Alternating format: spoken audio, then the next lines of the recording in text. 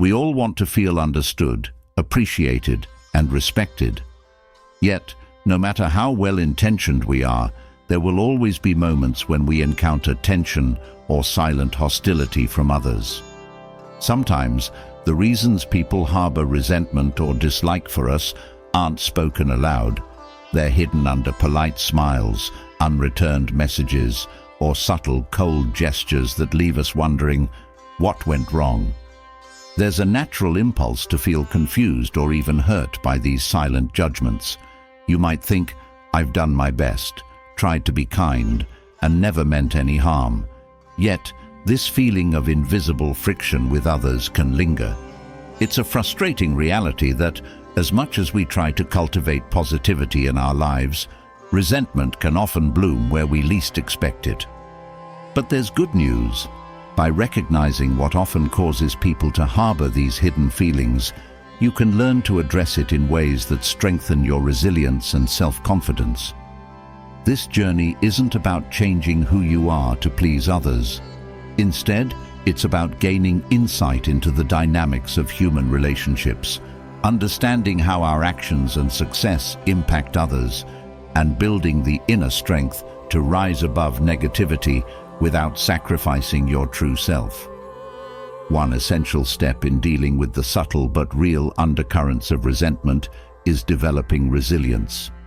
When others dislike or resent us, it often has much more to do with their inner struggles than with our character.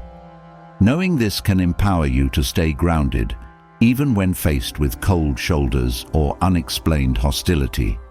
Resilience in these situations doesn't mean ignoring the problem. It means facing it without letting it disrupt your peace. Self-worth plays a vital role too. When we deeply value ourselves, the opinions and judgments of others start to lose their power over us. Rather than getting swept away by someone else's negative view, you can remain anchored in your confidence, clear in your values, and focused on your personal growth. This way, even if others can't see your worth, it doesn't shake your belief in yourself. Self-worth is like a steady light, guiding you through moments of doubt and helping you recognize that others' opinions are simply reflections of their own perspective, not of your truth. It's tempting to dismiss or avoid the negative feelings others might hold toward us. However, by understanding the sources of resentment, you gain a powerful perspective on the human experience. You begin to see that everyone's journey is filled with challenges, insecurities, and moments of self-doubt. Recognizing that many of these hidden tensions stem from unresolved inner struggles helps you to respond with compassion rather than defensiveness. This isn't about excusing toxic behavior, but about understanding the complexities of human interactions. Sometimes, resentment is rooted in envy. Your achievements might unknowingly highlight another person's insecurities. Or perhaps your confidence is interpreted as arrogance by someone who feels insecure about their own self-worth. These responses are common, and they speak volumes about the fragility of the human ego. This awareness doesn't just benefit your relationships, it also frees you. When you understand that resentment is often more about the person feeling it than about you, it becomes easier to let go of their judgments. You start to see that you don't need to dim your light to keep others comfortable. Instead, you can shine confidently, knowing that the right people will appreciate your authenticity, while those who don't may be dealing with their own inner battles. By examining the reasons behind people's hidden resentment, you give yourself a gift, the freedom to be unapologetically yourself.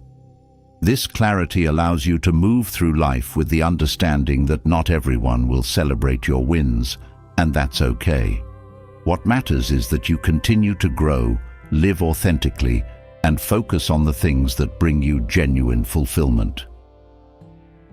Think about how liberating it would be to know that you are strong enough to handle disapproval without losing your sense of worth.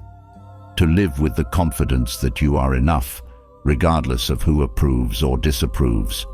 When you can stand by your values and keep pursuing your goals despite the negative whispers, you embody true resilience. Learning about the roots of resentment is more than a survival tool. It's a way to develop empathy and insight. Once you understand that jealousy, misunderstandings, or conflicting values can fuel hidden hostility, you'll be able to interact with others more wisely. You'll see beyond the surface and understand that everyone carries invisible burdens. Rather than taking things personally, you'll be able to remain calm, compassionate, and focused on your own growth. One of the most empowering things you can do is build a fortress of inner strength. When others harbor ill feelings toward you, it's easy to feel defensive or angry. But inner strength transforms these moments from challenges into opportunities for self-discovery. With a strong sense of self, you become less reactive and more thoughtful. You start to see resentment as a reflection of someone else's journey, not an indictment of your character. Inner strength means recognizing your value without needing anyone else to validate it.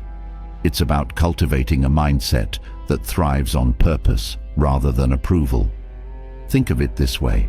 People who possess inner peace are rarely swayed by the opinions of others. They stay focused on their goals, committed to their values, and resilient through criticism. By prioritizing your inner peace, you equip yourself to handle resentment with grace and poise. When you focus on living in alignment with your values and goals, you attract genuine connections and repel superficial judgments. Living authentically means prioritizing peace, purpose, and growth over external approval. This mindset is what allows you to keep moving forward, even when faced with judgment or negativity. Instead of letting others' hidden resentment pull you down, you begin to see it as a natural part of life, something to understand but not dwell on. In a world that often urges us to fit in, embrace conformity, or shrink ourselves, it takes courage to stand strong and refuse to compromise your values for the comfort of others. But this courage is precisely what leads to a life of fulfillment. When you prioritize living with integrity, you may face some resentment, but you'll also attract respect, admiration, and deep satisfaction. Ultimately, learning about the roots of resentment is about making peace with the fact that not everyone will understand or like you, and that's perfectly normal. People's opinions and feelings are often shaped by factors that have nothing to do with you. They might feel threatened by your success, uncomfortable with your boundaries, or envious of your achievements. But these reactions are theirs to process, not yours to bear. True peace comes when you can acknowledge these feelings without internalizing them. Instead of letting resentment pull you into self-doubt, let it serve as a reminder of the importance of staying true to yourself. Your journey is yours to live, and your value doesn't depend on anyone else's perception. As you begin this exploration into the reasons others may harbor resentment toward you, embrace the freedom that comes from understanding it. You are here to live a life of purpose, joy, and growth, not to chase approval from those who may never offer it. This journey isn't about striving for universal acceptance. It's about becoming resilient enough to stay focused on your own goals, grounded in your values, and committed to a life that fulfills you. You are enough as you are. While others may misunderstand, judge, or resent you, remember that these reactions don't define your worth. When you learn to stand firm in who you are, you become unstoppable. You'll know that no amount of silent resentment can deter you from pursuing your passions, fostering meaningful connections, and living a life that brings you joy and peace. So, as you move forward, keep this truth close to your heart. Not everyone will understand you, and that's okay. Some will envy you, misunderstand you, or judge you without cause. But in the end, what matters most is that you understand yourself. Focus on building inner peace, nurturing resilience, and staying true to your values. The world needs more people who are unafraid to live authentically, even when faced with the quiet disapproval of others. As you explore the reasons behind hidden resentment, may you find a deeper sense of peace and confidence. May you rise above negativity with compassion for others and unshakable faith in yourself. Each reason we explore will offer insights not only into others' behaviors, but also into the incredible power you hold to remain steady, strong, and joyful. Let's begin this journey with an open mind and a courageous heart, ready to learn, grow, and, most importantly, stay true to the path you were meant to walk. Success can be a remarkable force, lifting you to heights that bring pride and fulfillment. Yet, as you ascend, it can trigger emotions in others that range from admiration to envy. This side of success, the part that shines a light on insecurities, is one rarely spoken of. How often have you felt the chill in someone's response when you shared good news, or sensed an invisible wall when you achieved something meaningful? There's a complex and often hidden world that opens up when your success casts a reflection on the fears, self-doubts, and unfulfilled aspirations of those around you. The truth is, the more you thrive, the more some people feel reminded of their own disappointments or insecurities. Instead of celebrating your growth, they may see it as an uncomfortable comparison to their own lives. They may not even realize it, but your success can stir a mirror to their own perceived shortcomings. For some, it's not just about what you've achieved, it's what they feel they haven't. And rather than seeking inspiration, they respond with jealousy, anger, or a subtle coolness that speaks louder than words.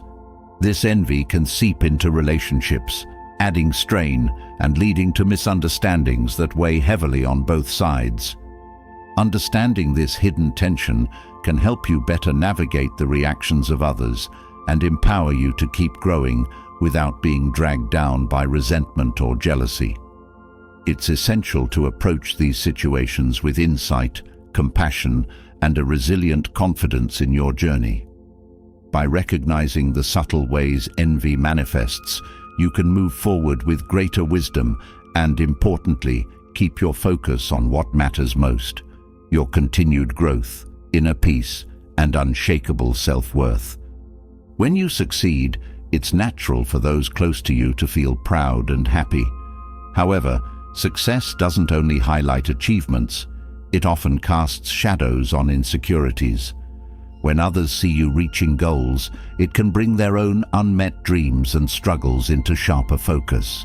These feelings are complex and can trigger jealousy or resentment. For instance, a friend who is struggling to find direction might feel uncomfortable with your career growth, not because they truly dislike you, but because it intensifies their own inner battles. They might smile and say congratulations, but inwardly there's an ache, a reminder of where they wish they were but aren't. In these cases, the issue is rarely personal. It's not about what you've done, but about what they feel they haven't. Some people view success as a reflection of their self-worth, so when they see others achieving, it feels like an indirect critique of their own progress. This dynamic is heightened if they're comparing their lives to yours, feeling that they should be at a similar place. They may not even realize it, but each achievement you share can feed an unspoken comparison in their mind. Instead of drawing inspiration, they may feel that they're falling short, which builds resentment over time. One of the most common reactions to envy is silent judgment. While they might not openly criticize, their attitude shifts. They become distant, responding to your successes with lukewarm enthusiasm. This can feel confusing, especially if it's someone you've been close to. Suddenly, you notice that conversations turn strained, and moments that should be joyful are filled with a tension that wasn't there before. They may give subtle hints, like not celebrating your wins or finding small faults in your achievements, to undermine the happiness of your moment. These actions stem from their need to bring your success down to a level where they feel more comfortable. Sometimes this jealousy appears in the form of indirect discouragement. Friends or family might offer unsolicited advice or concerns about the path you're on, not because they genuinely fear for your well-being, but because they want to dim your ambition. When someone feels left behind, there's often a subconscious urge to hold others back as a way to regain a sense of control. They may say things like, "Are you sure this is the right move?" or "Don't you think you're taking on too much?" This is their insecurity showing, disguised as concern. It's a way to add doubt to your achievements and cast shadows on your path, hoping it will make them feel less alone in their struggles. Another common expression of envy is a shift in emotional dynamics, where people start competing with you subtly or openly. Suddenly, they become more focused on one-upping you or trying to prove that their life choices are better. A colleague may start talking about their accomplishments every time you mention a win, trying to bring the attention back to themselves. It becomes a silent battle where instead of support, you feel you're in an ongoing comparison. The energy that once connected you shifts to a subtle rivalry, often leaving you wondering why things feel off. This competitive shift is their attempt to re-establish a sense of importance in their own eyes. In some cases, envy can turn into passive aggression. These individuals may start to make small, cutting remarks disguised as jokes, or minimize your achievements in front of others. You might hear phrases like, "Must be nice to have things go so easily for you," or "Not everyone has the same luck as you." These comments come with a sting, designed to make you question your success or feel that you don't deserve it. Passive-aggressive remarks are a way for them to express their discomfort without directly confronting their feelings of envy. It's a tactic to subtly undermine your happiness, making your achievements feel like something to be ashamed of rather than celebrated. If you've ever felt someone trying to distance themselves from you after a success, it's likely because your progress has made them uncomfortable. When someone close feels overshadowed by your growth, they may pull back, either gradually or suddenly, to avoid facing their own insecurities. It's a defense mechanism that keeps them from being reminded of their perceived failures. They may begin canceling plans or becoming less available, leaving you to wonder what you've done wrong. In reality, it's their way of avoiding the discomfort of seeing someone they know succeed in areas where they feel they're struggling. In other cases, envy is expressed through spreading negativity or gossip. When someone feels left out or overshadowed, they may try to influence others' perceptions of you by sharing negative or false stories. This way, they shift focus from their own insecurities to finding faults in your character. It's a form of social sabotage, where they feel they regain control by turning others against you subtly. Gossiping allows them to undermine your reputation without having to confront their own issues. It's easier to paint you as the problem than to face the reality of their envy. A powerful way to respond to these hidden signals of envy is through empathy and understanding. Recognize that these reactions are often unconscious responses to feelings of inadequacy, and that they say more about the other person's struggles than about your worth. This insight allows you to avoid personalizing their behavior, staying grounded and confident in your achievements without feeling pressured to apologize for your success. It's not your responsibility to shrink so others feel comfortable. Instead, keep a compassionate perspective, realizing that some people simply don't know how to cope with their own insecurities in a healthy way. Maintaining your authenticity despite others' discomfort is key. By continuing to pursue your goals without apology, you remind yourself that your life isn't a competition. It's a unique journey, and each person is responsible for their path. Staying true to yourself requires strength, but it also serves as a silent encouragement to those who are open to seeing your success as a source of inspiration rather than a threat. Being authentic means living fully without adjusting your happiness to accommodate the insecurities of others. Having boundaries is essential when dealing with envious behavior.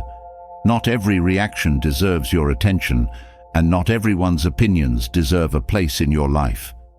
When someone consistently tries to undermine your achievements, distance yourself without guilt. Create a safe space around you that protects your mental well-being. This doesn't mean you're shutting people out. It means you're prioritizing your peace. Remember, true friends will celebrate your successes, while those who don't have your best interests at heart may need to be kept at a distance. Navigating envy requires a strong sense of self-worth. It's easy to let others' reactions create self-doubt, but when you're grounded in your own value, these doubts fade. Self-worth isn't about needing validation from others. It's about recognizing your achievements for what they are, expressions of your hard work, dedication, and growth.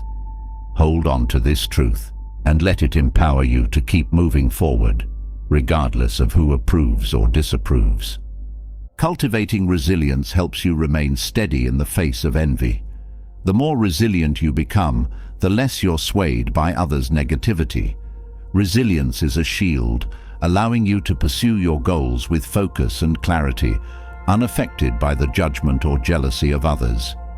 Developing this inner strength gives you the freedom to continue evolving, knowing that your growth isn't dependent on others' approval. Choosing compassion over retaliation keeps your peace intact. When others act out of jealousy, it's easy to feel defensive. But responding with compassion rather than conflict allows you to preserve your energy. Understand that their envy is a reflection of their struggles, and show empathy where you can without compromising your boundaries. Compassion doesn't mean allowing negativity into your life. It means recognizing others' pain without letting it disrupt your own path. Remember that your success doesn't need to be justified or minimized. Own your journey with pride, knowing that you've earned every step. Others may struggle with their feelings, but that's not your burden to carry. By embracing your achievements fully, you set an example that inspires those who are ready to rise alongside you, while gracefully letting go of those who aren't. In doing so, you continue moving forward with a heart open to growth and a mind free from the weight of others' insecurities. Moving through life with authenticity and determination can invite not only admiration, but also hidden tension, and sometimes even envy. But often, the root of these issues isn't just about success or perceived differences. It can also stem from miscommunications and misunderstandings that pile up and linger. Small, unspoken missteps can lead to major rifts, silently turning good intentions into hidden resentment. Without even realizing it, a single offhand comment or a moment of distraction can be misinterpreted, leaving both sides feeling unheard or misunderstood. The smallest communication gaps can build walls that may not come down easily, adding strain and distance to even the closest relationships. Let's look deeply into how these seemingly minor disconnects can lead to lasting divides, and how to bridge them in meaningful, constructive ways. Misunderstandings are often born from assumptions. When we assume that someone knows what we mean or that we understand them without clarifying, we invite misinterpretation. These assumptions stem from our own perceptions and beliefs, which can vary widely from person to person. For instance, when someone is having a difficult day, a simple "Are you okay?" can be received as supportive or as intrusive, depending on the listener's mood and frame of mind. When assumptions are left unchecked, they turn into a breeding ground for misunderstanding. Rather than assuming, taking a moment to clarify intentions can prevent conflicts before they even start. Asking questions with openness and without presumption creates space for honest communication, where both people feel understood. In fast-paced conversations, tone and body language play a crucial role, often more so than the words themselves. A well-meaning remark, if delivered with a distracted tone or crossed arms, can come across as dismissive or condescending. Body language is subtle, but its impact is deep. When tone and non-verbal cues don't match the message, they create confusion. It's easy to dismiss non-verbal cues, thinking that words alone are enough to convey meaning, but the human mind picks up on these signals instinctively. This is why paying attention to both what you say and how you say it matters. A thoughtful tone, direct eye contact, and open posture can transform a conversation, making it feel genuine and intentional. Silence, too, can be misunderstood, leading to feelings of neglect or indifference. When we don't communicate openly, others are left to interpret our silence. In the absence of explanation, people often assume the worst. Silence can appear as a lack of interest, even if you're simply busy or preoccupied. It's essential to understand that not all silence is golden. Sometimes silence hurts. When we're too caught up to respond, a simple acknowledgement like, "I'll get back to you soon," can prevent unnecessary worry. Clear communication about availability helps people feel valued and prevents them from drawing negative conclusions from a lack of response. Another barrier in communication is rooted in overthinking. Sometimes we overanalyze a situation or the meaning behind someone's words, adding our own anxieties to their message. This mental spiral creates interpretations that don't align with reality, leading to an emotional response based on fiction, not fact. For instance, someone might interpret a brief response as a sign of disinterest, whereas the person could simply be busy. Overthinking adds layers that distort the actual message, transforming a small exchange into a personal affront. By practicing self-awareness, we can catch ourselves before diving into overanalysis, grounding ourselves in what was actually said instead of what we feared it might mean. Timing is a less obvious but significant factor in misunderstandings. Bringing up sensitive issues at a stressful time can lead to defensive reactions, even when the intent was purely to address concerns. Timing plays a role in receptiveness. When someone's mind is elsewhere, they may misinterpret your words or feel cornered, leading to tension that wasn't intended. Paying attention to when and how we approach certain conversations can make a meaningful difference in how they unfold. Instead of diving into difficult topics immediately, waiting for a moment when both parties are calm can allow for a more open and thoughtful exchange. Listening, or the lack thereof, also fuels misunderstandings. Many people listen not to understand, but to respond. When we're only half listening, we miss the nuances in someone's words, leading to shallow or incomplete understanding. This partial attention leaves the other person feeling misunderstood, as if their words were brushed aside. Active listening requires full presence, making an effort to catch not only the words, but the emotions behind them. When someone feels genuinely heard, the likelihood of misunderstanding is reduced, replaced with a sense of connection. Good listening isn't passive. It's an engaged, responsive process that involves seeking clarity before reacting. Another critical aspect is clarity in language. Often we think we've communicated clearly, but the words we choose may have different meanings to different people. Phrases like, "we should talk more," or "I feel like you don't care," are vague and open to interpretation. When we leave statements open-ended, they're filled with personal interpretations based on each person's perspective. Instead of vague phrases, specific language helps avoid confusion. Saying, "Let's schedule a call to catch up weekly," or "It feels important to me when you ask about my day," provides clear guidance on what you need. Precision in communication reduces the room for interpretation, allowing intentions to be more easily understood. Frustration can arise from an inability to express complex emotions. Sometimes we feel a mix of emotions that we can't immediately put into words, and this emotional complexity can lead to misunderstandings. When our emotions are jumbled, it's easy for others to misinterpret our mood or intentions. Taking a moment to pause, reflect, and articulate what we feel before speaking can prevent confusion. Expressing emotions accurately, rather than projecting anger or sadness onto others without explanation, helps those around us respond with understanding rather than defensiveness. This thoughtful approach strengthens communication and helps avoid unnecessary friction. Expectations also play a hidden role in misunderstandings. Often, we expect people to know what we need without verbalizing it, assuming they'll naturally understand. When those expectations aren't met, frustration builds. For example, expecting a friend to reach out regularly but not expressing this desire can lead to feelings of neglect when they don't.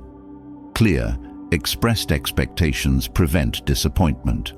By openly sharing our needs and boundaries, we allow others to respond genuinely.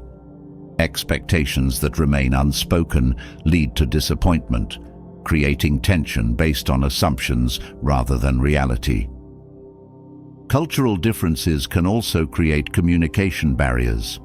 What seems like a harmless phrase or gesture in one culture can carry a different meaning in another. Even within the same language, regional or familial communication styles vary. Without an awareness of these differences, misunderstandings arise. Understanding and respecting these variations and taking the time to learn about others' backgrounds fosters empathy. This helps create an environment where intentions are interpreted accurately and cultural barriers are minimized. Awareness of diversity in communication styles encourages an inclusive, understanding approach that reduces the likelihood of unintentional offense. Emotional baggage, past experiences, and unresolved issues also distort communication. If someone has been hurt in a past relationship, they may approach new interactions with caution or even mistrust, projecting old hurts onto new people. This can lead to misinterpretations as they see behaviors through the lens of past experiences. Being aware of one's own emotional history and how it affects present interactions can help in responding thoughtfully rather than reactively. Awareness of personal triggers allows for a clearer, more authentic exchange where responses aren't colored by old wounds. Overcommitment and stress lead to communication breakdowns as well. When people are overwhelmed, they have less patience and mental space to engage meaningfully. Stressful days often result in quick, curt replies or a lack of engagement, which can come across as disinterest or hostility. Recognizing when stress is affecting communication and being transparent about it helps set realistic expectations. Saying, "I'm under a lot of stress, so if I'm brief, it's not personal," goes a long way in maintaining positive relationships and preventing misunderstandings rooted in overcommitment. Misunderstandings thrive in relationships where there's a lack of trust. Trust allows for benefit of the doubt, making it easier to interpret others' words with compassion rather than suspicion. In relationships lacking trust, small comments are more likely to be perceived as attacks, leading to defensive reactions. Building trust takes time and consistent honesty.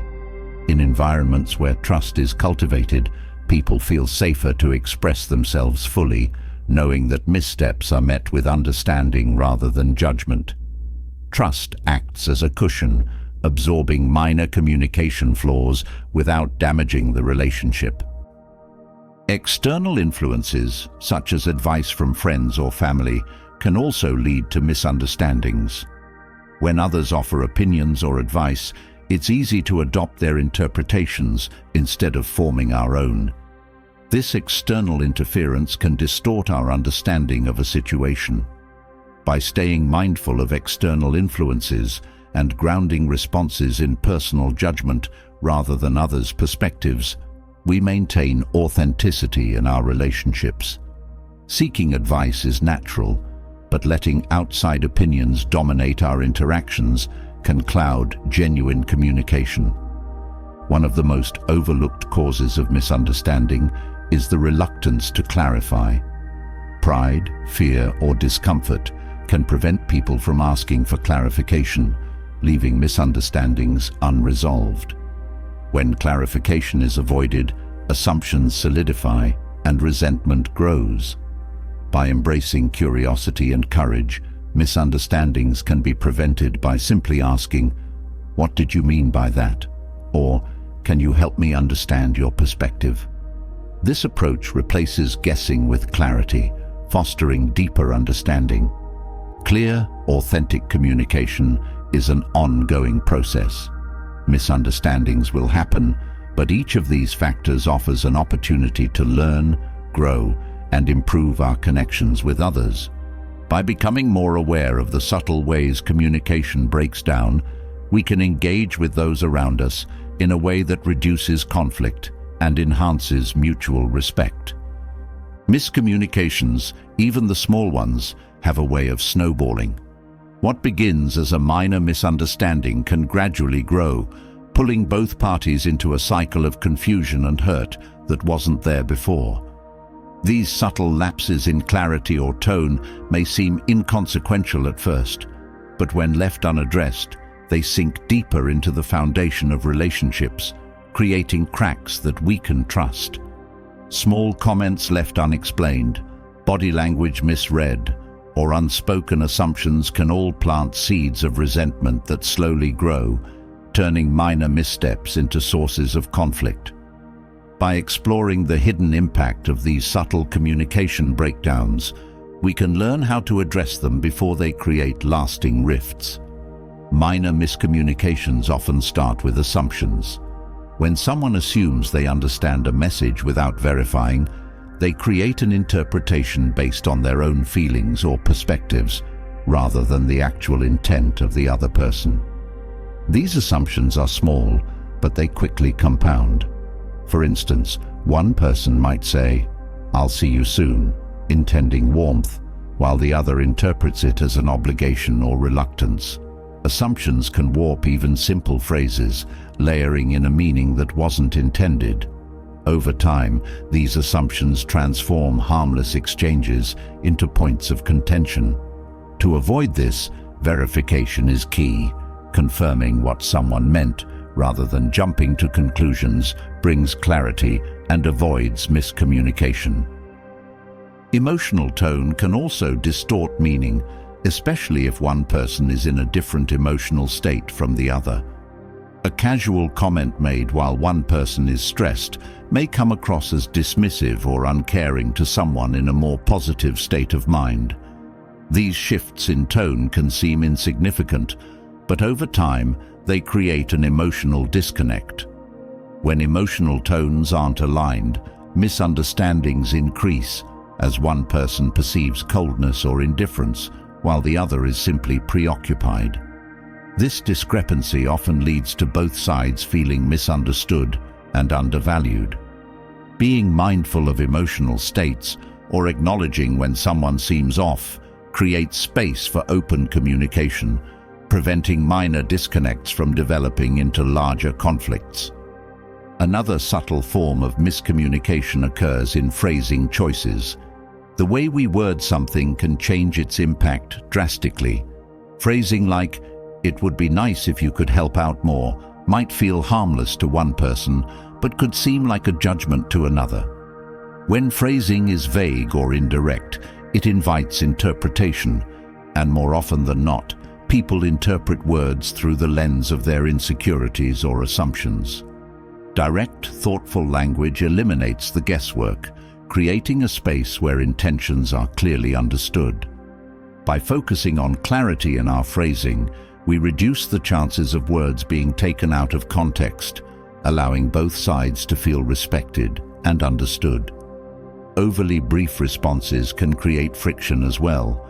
While some people naturally keep their communication short and to the point, others may perceive brief responses as cold or dismissive. A simple fine in response to "How are you?" can feel like an avoidance or a brush-off, even if the person saying it genuinely means they're okay. When brief responses are consistent, they slowly erode the warmth in communication, leaving one party feeling unvalued. Offering a little more detail, such as "I'm fine, just a bit tired," can make a huge difference, showing that there's openness rather than dismissal. This attention to detail fosters trust and prevents small gaps from widening. Timing of responses is another overlooked aspect of minor miscommunications. A delayed response may seem trivial to one person, but might feel like neglect to another. When responses come much later than expected, especially in conversations where timeliness matters, one person can feel sidelined or unimportant. They might interpret the delay as a lack of care, even if the other person was simply busy or distracted. A quick acknowledgement like, "I saw your message, but I'll reply in full soon," can alleviate tension, preventing assumptions from taking hold. Timing reflects respect, and by managing it carefully, both sides feel valued. Interruptions, though often unintentional, create subtle rifts in communication. When one person interrupts, the other may feel invalidated, as if their words or thoughts don't matter. This can lead to feelings of frustration and resentment, even if the interruption wasn't meant to dismiss their perspective. Over time, repeated interruptions can make someone reluctant to share openly, creating distance. Pausing and allowing someone to finish before responding is a small gesture, but one that builds mutual respect, ensuring that both voices are fully heard. Miscommunication also arises when people interpret the same words differently. Language is complex, and what seems straightforward to one person may hold a different meaning for someone else. Simple phrases like "soon" or "later" carry subjective meanings and can cause misalignment when each person interprets them based on personal standards. One person might think "soon" means within an hour, while another considers it to mean within a day. Defining vague terms, even briefly, brings clarity and reduces the potential for misunderstandings. Clear language creates a shared understanding, making intentions transparent. In emotional conversations, lack of follow-up can add to miscommunication. When someone shares something personal or important, failing to follow up later can feel like disregard. They might feel that their concerns or feelings weren't taken seriously, leading to a sense of emotional distance. Follow-up, even in small ways, shows that you care beyond the immediate conversation, reinforcing the connection and preventing feelings of neglect. Remembering and acknowledging past conversations helps people feel valued and heard, showing that their experiences matter. Nonverbal cues play a huge role in miscommunication too. Facial expressions, gestures, and posture all convey messages, sometimes more strongly than words themselves. A simple eye roll or crossed arms can be misread as disinterest or judgment, even when that wasn't the intent. Misinterpreted body language creates unspoken tension, adding layers of discomfort to future interactions. Being mindful of body language and making it more intentional, smiling, nodding, maintaining open gestures, communicates genuine interest and openness, preventing minor nonverbal missteps from leading to emotional disconnect. When we communicate indirectly, expecting the other person to get it, we set the stage for misunderstanding. Many people struggle to say what they truly mean, resorting to hints or vague comments, hoping the other person will interpret correctly. This indirectness leads to frustration when the other person doesn't respond as expected. Clear, direct communication takes the guesswork out of interactions, reducing the emotional strain that comes from wondering if someone truly understood our needs or feelings. Saying exactly what we mean fosters transparency, allowing for smoother, more authentic exchanges. In close relationships, repeating unaddressed behaviors can lead to built-up frustration, making minor issues seem far more significant than they are. If one person consistently leaves tasks incomplete, for example, the other may interpret it as disregard, even if there's no such intent. Addressing minor issues as they arise prevents them from accumulating into deeper resentments. By speaking up early, small habits don't have the chance to turn into recurring frustrations, allowing both parties to address concerns before they grow into conflicts. Communication that's too polite or formal in personal relationships can also create distance. While politeness is valuable, being overly formal can come across as insincere, especially among friends or family. People generally feel more connected through relaxed, natural language. When someone uses formal language in a familiar relationship, it might give the impression of detachment. Speaking in a warm, authentic tone helps maintain closeness and prevents the coldness that overly polite communication can create. Fear of confrontation leads many to avoid addressing small misunderstandings, but this avoidance allows them to grow. When people sidestep issues, it creates an environment where small irritations fester. For example, if someone frequently cancels plans at the last minute and the other person never addresses it, it can lead to built-up resentment. Addressing minor issues openly prevents them from becoming larger conflicts.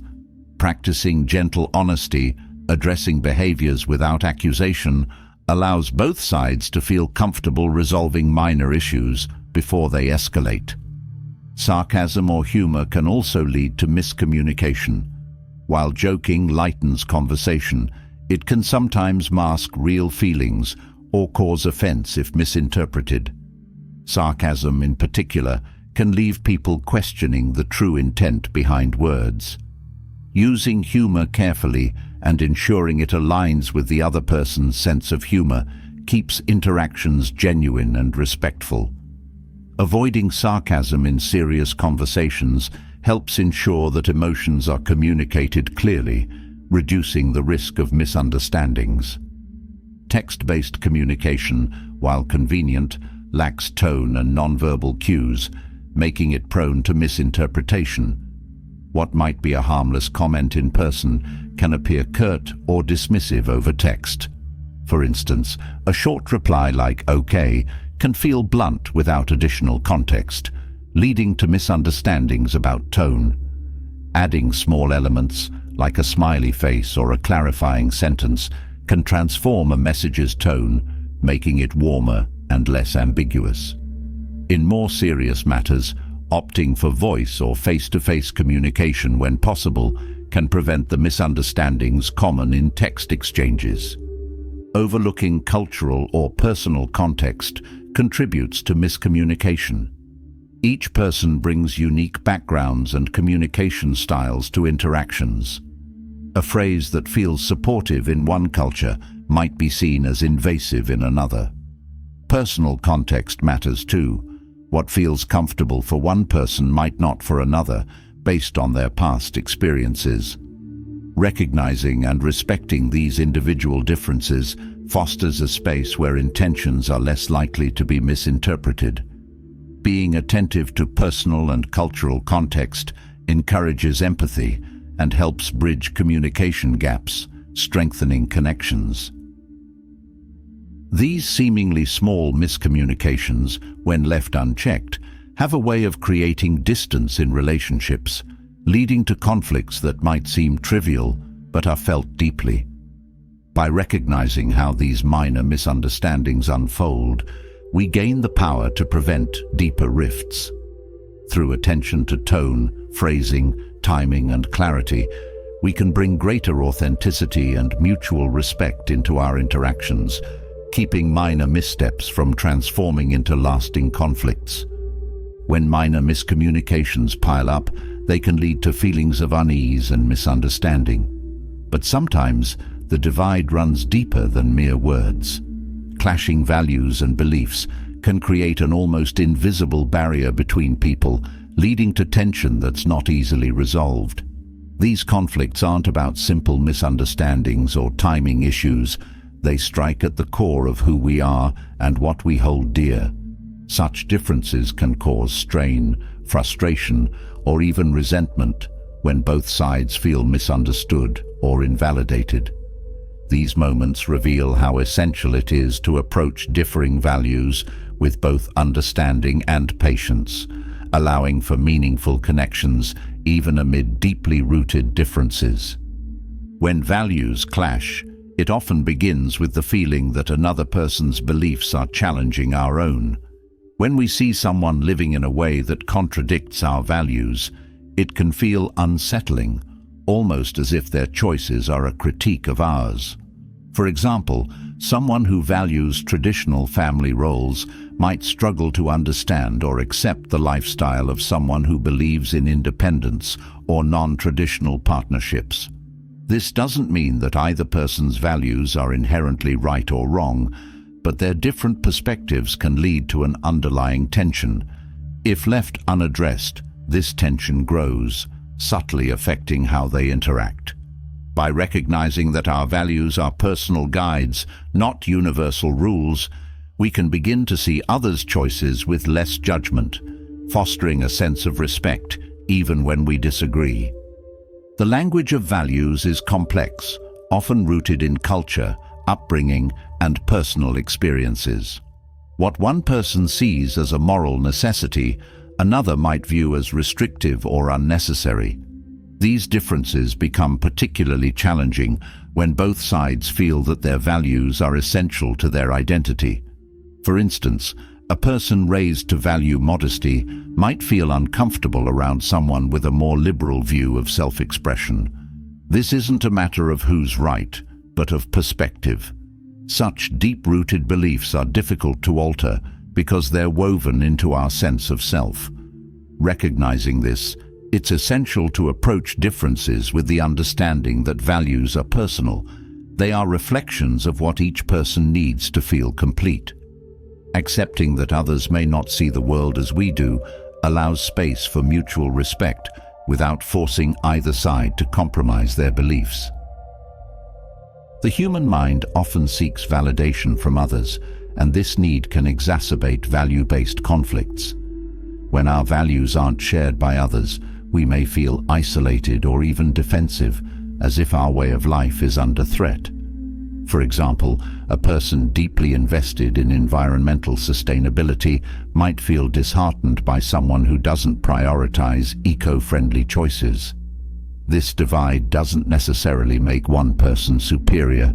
It simply highlights the contrasting priorities that individuals have. The solution isn't convincing others to adopt our values, but finding ways to coexist respectfully. When we can let go of the need for others to share our values, we free ourselves from unnecessary conflict and open ourselves to new perspectives, embracing diversity without feeling that our beliefs are being challenged. Expectations can deepen the impact of value clashes.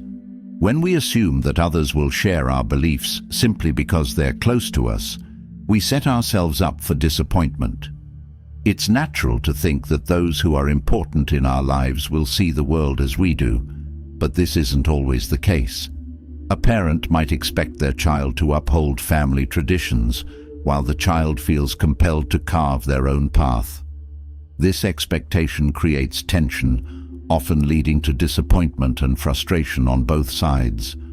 By letting go of the assumption that others must share our values, we create a space for genuine connection, unburdened by unmet expectations. This acceptance nurtures healthier relationships, where differences are embraced as unique traits rather than barriers. Another dimension of clashing values lies in societal norms, which often dictate what is considered acceptable.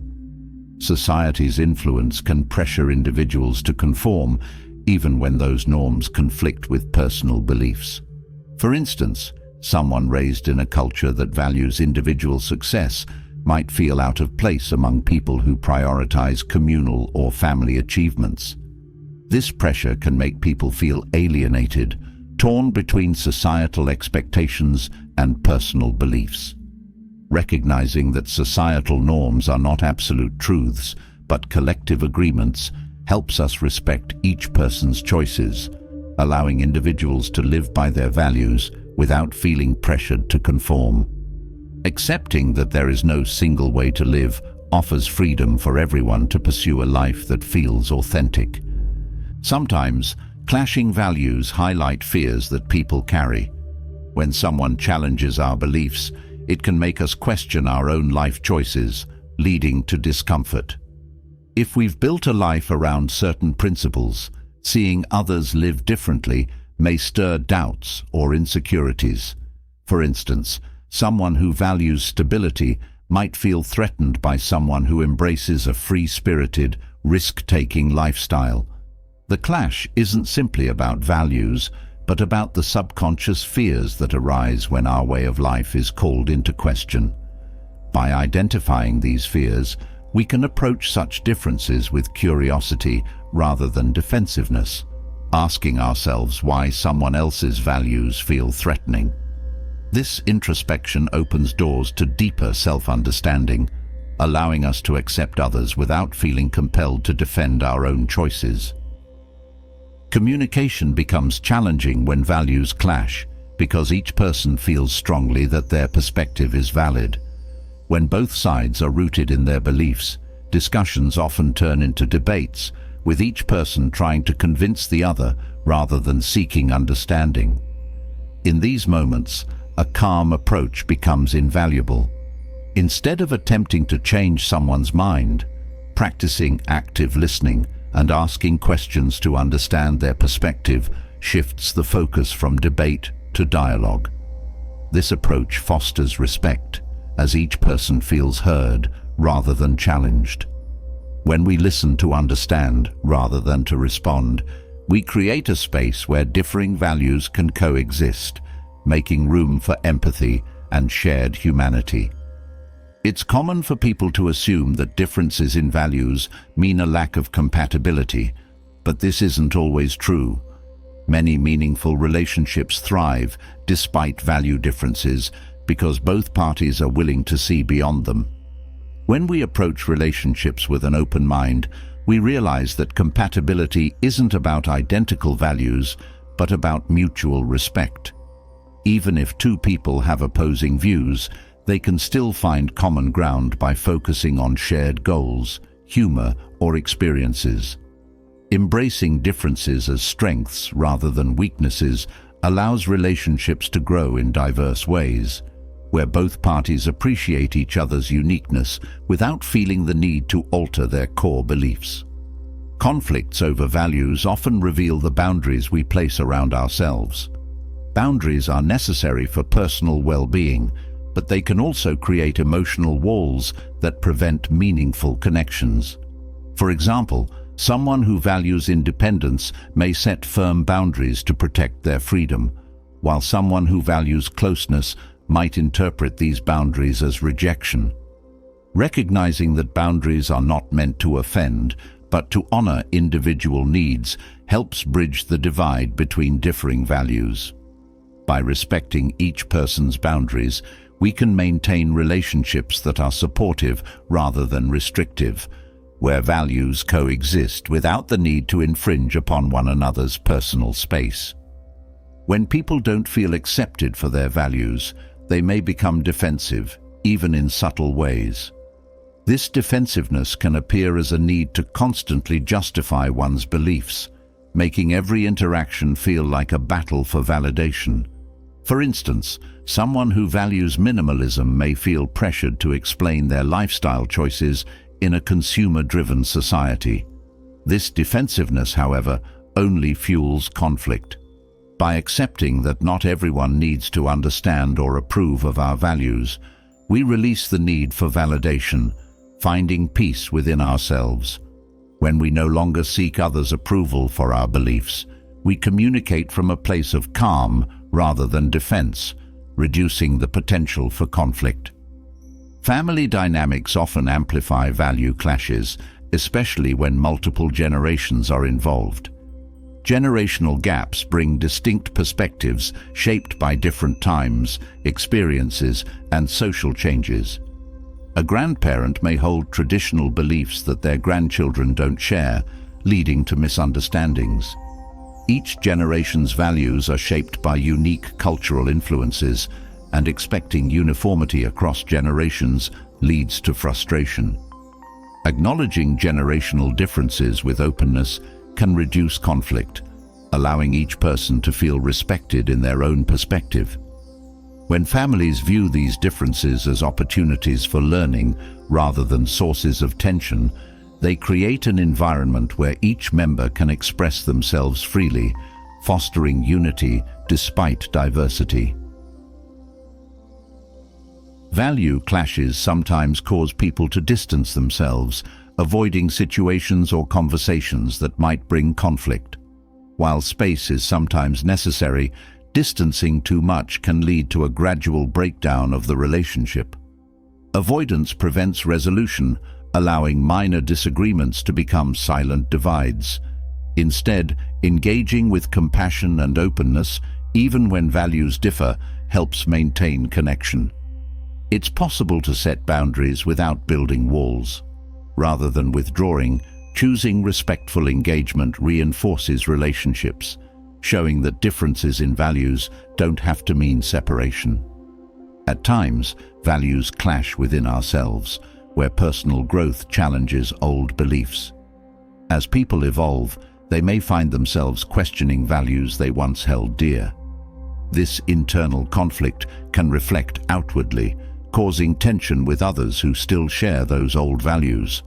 For instance, someone who grew up valuing ambition might shift toward valuing simplicity, leading to misunderstandings with friends who continue to prioritize success. This internal journey requires patience and self-compassion, allowing space for growth while recognizing that others may not be on the same path.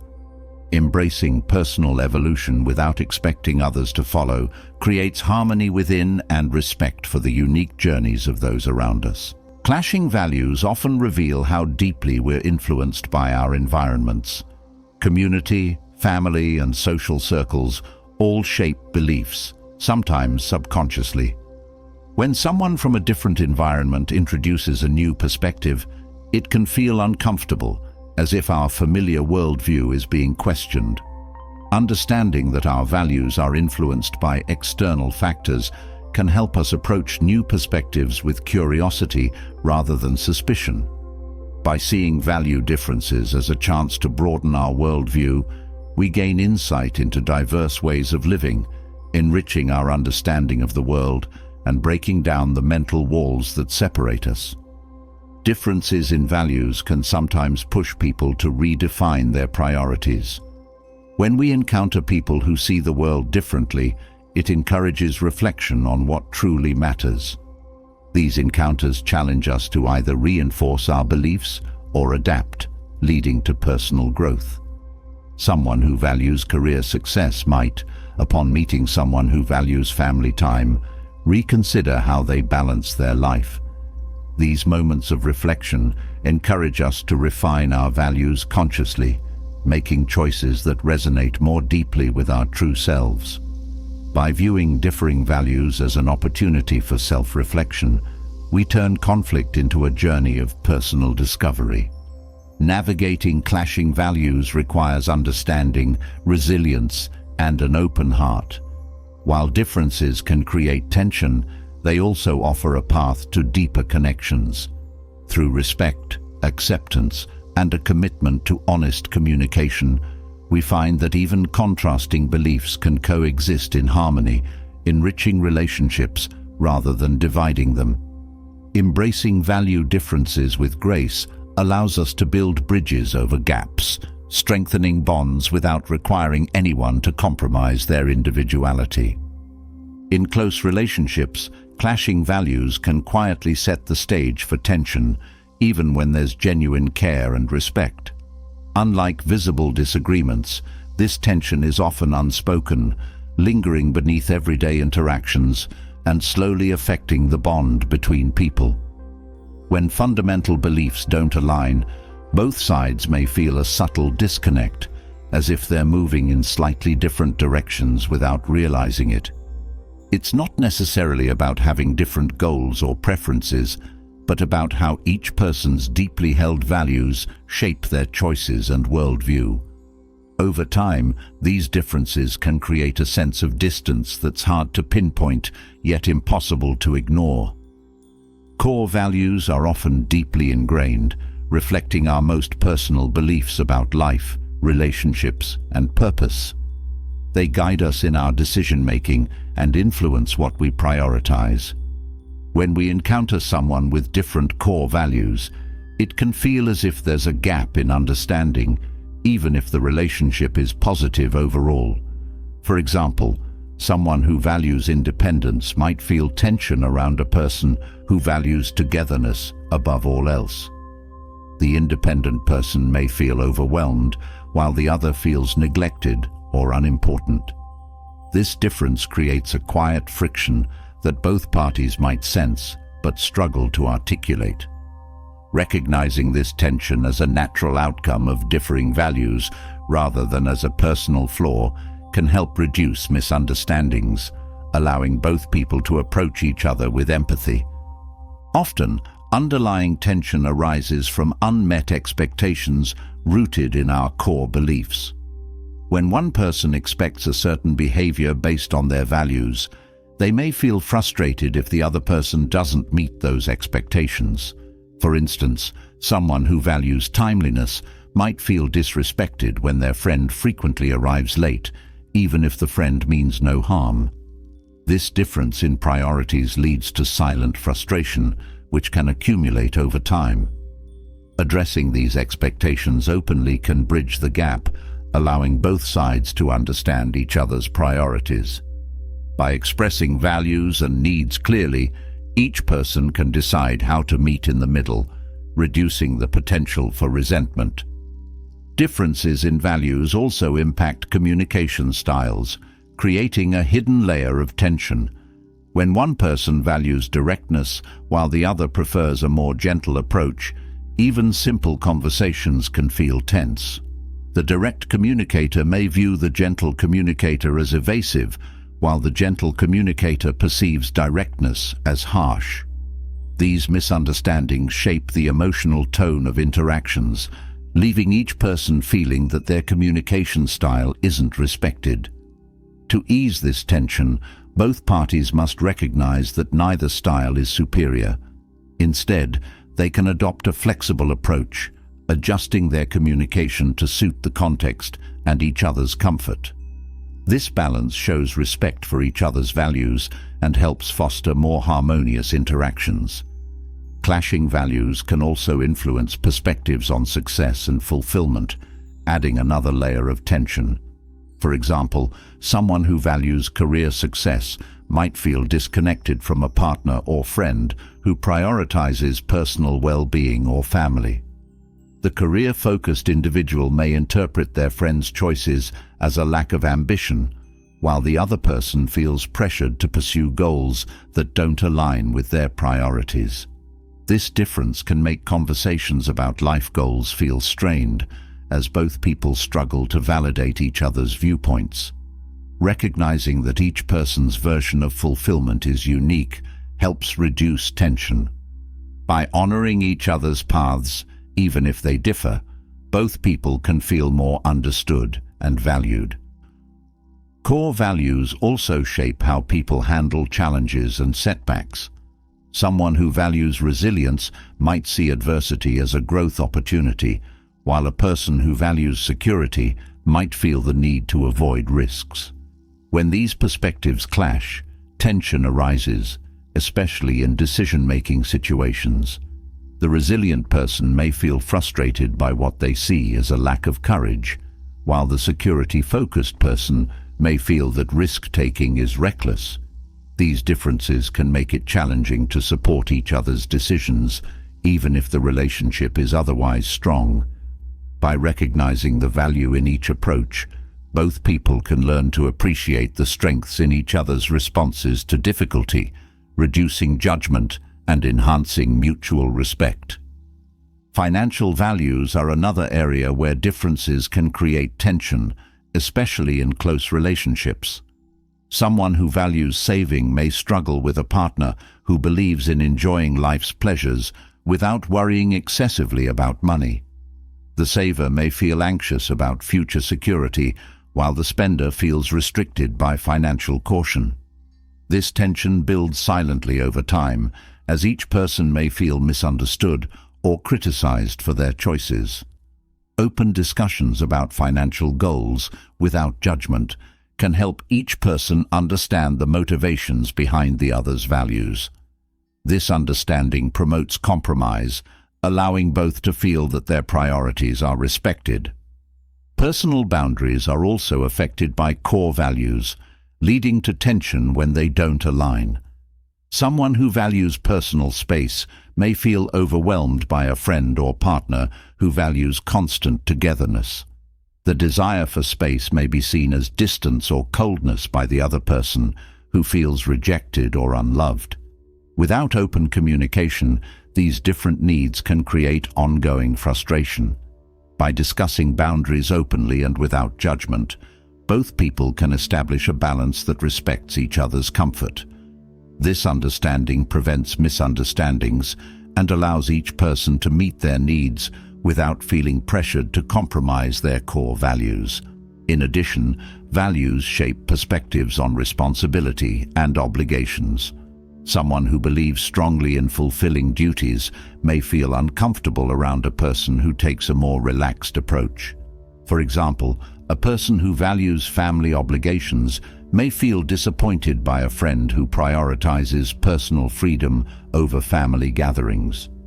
This difference can create tension, as the duty-oriented individual may feel let down, while the freedom-oriented person feels pressured to conform. By acknowledging that each person's sense of responsibility is personal, both sides can find ways to show respect without feeling burdened by expectations that don't align with their values. Different approaches to conflict resolution, guided by core values, can also be a source of tension. One person may value addressing issues directly, while the other prefers a more reflective approach. In disagreements, these contrasting styles can create frustration, as the direct person feels the other is avoiding the issue, while the reflective person feels rushed or pressured. These differences often make it difficult to reach a resolution, with both people feeling unheard. By respecting each other's conflict resolution styles and finding a middle ground, both parties can engage in a way that feels safe and productive, reducing the tension that naturally arises from differing values. Values often play a role in lifestyle choices, influencing how people structure their daily lives. For instance, someone who values productivity may find it hard to understand a partner who prioritizes relaxation and self-care. The productivity-driven individual might see relaxation as laziness, while the other feels judged for their need to recharge. This tension can spill over into daily interactions, affecting how each person views the other's habits. By recognizing that both productivity and relaxation have value, each person can respect the other's lifestyle without feeling pressured to adopt it. Accepting these differences encourages a supportive environment where both approaches are valued. The way people view friendships and social connections is also shaped by values, which can lead to tension. Someone who values loyalty may feel hurt when a friend spends time with others, while someone who values independence may feel that friendship should allow for flexibility. This difference can create tension, as the loyalty-driven person feels abandoned, while the independence-valuing person feels restricted. By openly discussing friendship expectations, both people can understand each other's needs better, reducing the potential for hurt feelings. This conversation fosters trust, allowing each person to maintain their friendships without feeling constrained by differing expectations. Family values, too, can cause underlying tension when they don't align.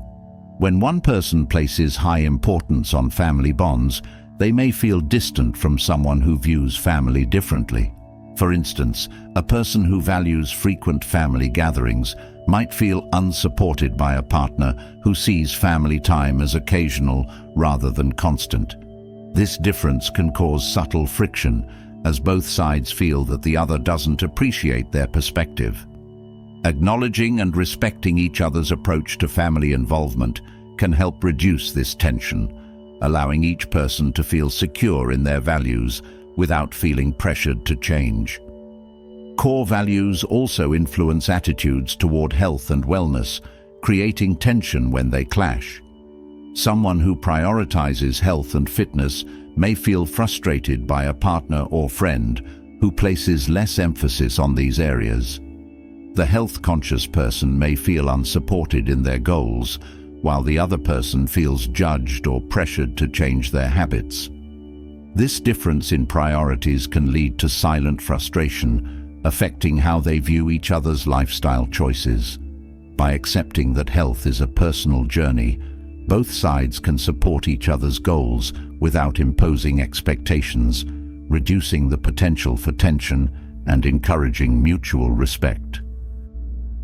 Different values around emotional expression can create subtle tension as well. For example, someone who values openness and emotional vulnerability may feel distant from a partner or friend who values emotional restraint. The expressive person may feel that the other is withholding, while the restrained individual feels overwhelmed by open displays of emotion. Without understanding, both sides can feel misunderstood, creating a quiet but lasting divide. By learning to appreciate each other's approach to emotions, both people can feel more accepted, fostering a sense of closeness even when their values around expression differ. Work-life balance, shaped by core values, is another area where differences can lead to tension. Someone who values career success may struggle with a partner who prioritizes family time over work. This difference often leads to unspoken frustration, as the career-driven person feels unsupported, while the family-focused individual feels that work is taking priority over personal connections. Recognizing the importance of both perspectives allows each person to balance their priorities without feeling pressured to compromise their values, creating a more supportive and understanding relationship. Spirituality and belief systems rooted in core values can also be a source of tension when they differ. One person's sense of meaning and purpose may be deeply tied to their spirituality, while another may find purpose in personal achievements or relationships. These differences can make it difficult to connect on a deeper level, especially if one person feels that their beliefs are undervalued. Respecting each other's sources of meaning without expecting agreement helps reduce this tension, allowing each person to honor their beliefs without feeling isolated or invalidated. Understanding how differences in core values can create underlying tension is a powerful step toward building stronger, more harmonious relationships. By recognizing these points of friction and approaching them with empathy, both sides can maintain their individuality while fostering a connection that respects and values their unique perspectives. This approach strengthens bonds, allowing differences to coexist peacefully, even enriching the relationship by offering new ways of seeing the world. When values and beliefs clash, they can create a quiet strain in relationships, but sometimes the harm comes not just from differing perspectives, but from words spoken behind closed doors. Gossip and rumors have a unique way of unraveling trust, spreading misunderstandings, and breeding resentment. A single piece of unverified information or a twisted version of the truth can ripple out, damaging reputations, relationships, and even self-worth. Gossip often thrives on exaggeration, feeding on people's insecurities and fueling silent judgments. The destructive power of gossip isn't always loud. It works in subtle, insidious ways that slowly erode the foundations of trust. Gossip often begins as casual conversation, but can quickly escalate into harmful narratives. Sometimes people start by discussing others with seemingly harmless intentions, perhaps to share concern or vent frustrations. But as these conversations circulate, details can change, intensify, or lose context, turning the original message into something much more damaging. For example, a simple comment about someone's recent choices can evolve into a story about poor judgment or questionable character. These small changes might seem insignificant, but they compound as they're passed along, leading to assumptions and opinions based on half-truths. Gossip thrives on this distortion, taking on a life of its own as it moves through different voices, each adding or altering the original story. Rumors, in particular, often grow from seeds of ambiguity. When details are missing or unclear, people tend to fill in the gaps, assuming intentions or adding interpretations that may not be true. For instance, if a colleague leaves work suddenly, others might start speculating about the reasons, creating stories to satisfy their curiosity. These speculations, even when unfounded, can damage someone's reputation, leading others to view them through a distorted lens. This filling in the blanks process can change the way people are perceived, even without any actual evidence. Once a rumor takes hold, it's challenging to counteract, as people tend to believe what they hear, especially if it aligns with their biases or assumptions.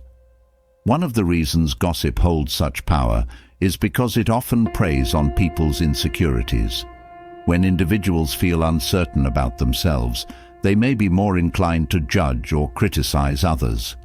Gossiping provides a temporary sense of superiority, allowing people to deflect attention from their own flaws or struggles. By focusing on someone else's perceived mistakes, they shift the narrative away from their insecurities, temporarily boosting their self-esteem. However, this form of relief is fleeting, and over time, it deepens a cycle of negativity where individuals rely on bringing others down to feel better about themselves. This cycle not only harms the targets of gossip, but also keeps those who engage in it trapped in a loop of self-doubt and judgment. The harm of gossip is compounded by the fact that it often reaches the subject indirectly. Instead of hearing feedback directly, individuals find out through whispers or changed behaviors from others, creating feelings of isolation and betrayal. When someone realizes they've been the subject of gossip, it affects their sense of trust, not just in those involved, but in people more generally. They may feel embarrassed, confused, or even paranoid, wondering who else might have been listening. The indirect nature of gossip makes it especially hurtful, as it robs people of the opportunity to clarify or defend themselves. They're left to wonder what others think or believe, creating a sense of uncertainty that can erode self-confidence. Another damaging aspect of gossip is that it often targets people during their vulnerable moments. When someone is going through a challenging time, they may make choices that others don't understand or agree with, providing fuel for gossip. Instead of offering support or empathy, people discuss these choices in judgmental ways, spreading narratives that misrepresent the person's true intentions or circumstances. This lack of compassion deepens the harm of gossip, as it kicks people when they're down, making their struggles feel even more isolating. The true cost of gossip lies in its ability to magnify people's hardships, making them feel judged at times when they most need understanding. Gossip can also disrupt group dynamics, creating divisions that make cooperation and mutual respect difficult. In workplaces, for example, gossip can undermine team unity as people begin to question each other's loyalty or intentions. If a rumor spreads about one person receiving special treatment or taking credit for others' work, it can create resentment among colleagues, even if the rumor is false. This tension hinders productivity, as people become more focused on office politics than on collaborative goals.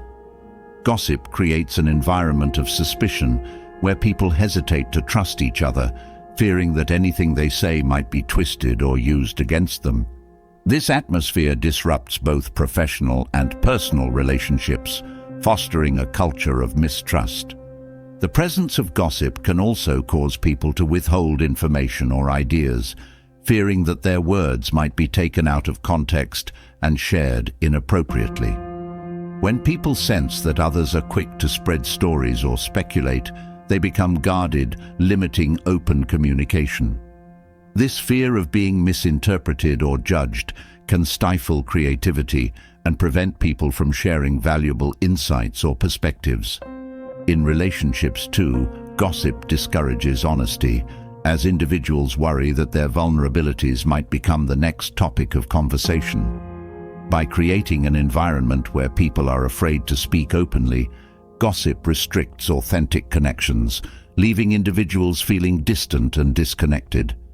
Social media has amplified the effects of gossip, allowing rumors to spread more quickly and widely than ever before. A single post or comment can reach countless people within moments, escalating a private issue into a public spectacle. Social media often rewards sensationalism, meaning that exaggerated or shocking stories get more attention, regardless of their accuracy. This rapid spread makes it nearly impossible to contain gossip once it begins, as information moves faster than individuals can respond.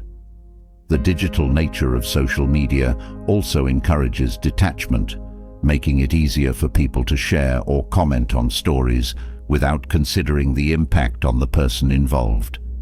In this environment, gossip is amplified, as people feel emboldened to share without the accountability that face-to-face interactions often impose. Rumors and gossip not only affect relationships, but can also impact mental health. When someone is aware that they're being talked about, it can lead to feelings of anxiety, depression, and isolation. Constantly worrying about what others might be saying creates a heightened sense of self-consciousness, making everyday interactions feel stressful. This emotional toll can affect self-esteem, as individuals begin to internalize the negative narratives circulating about them.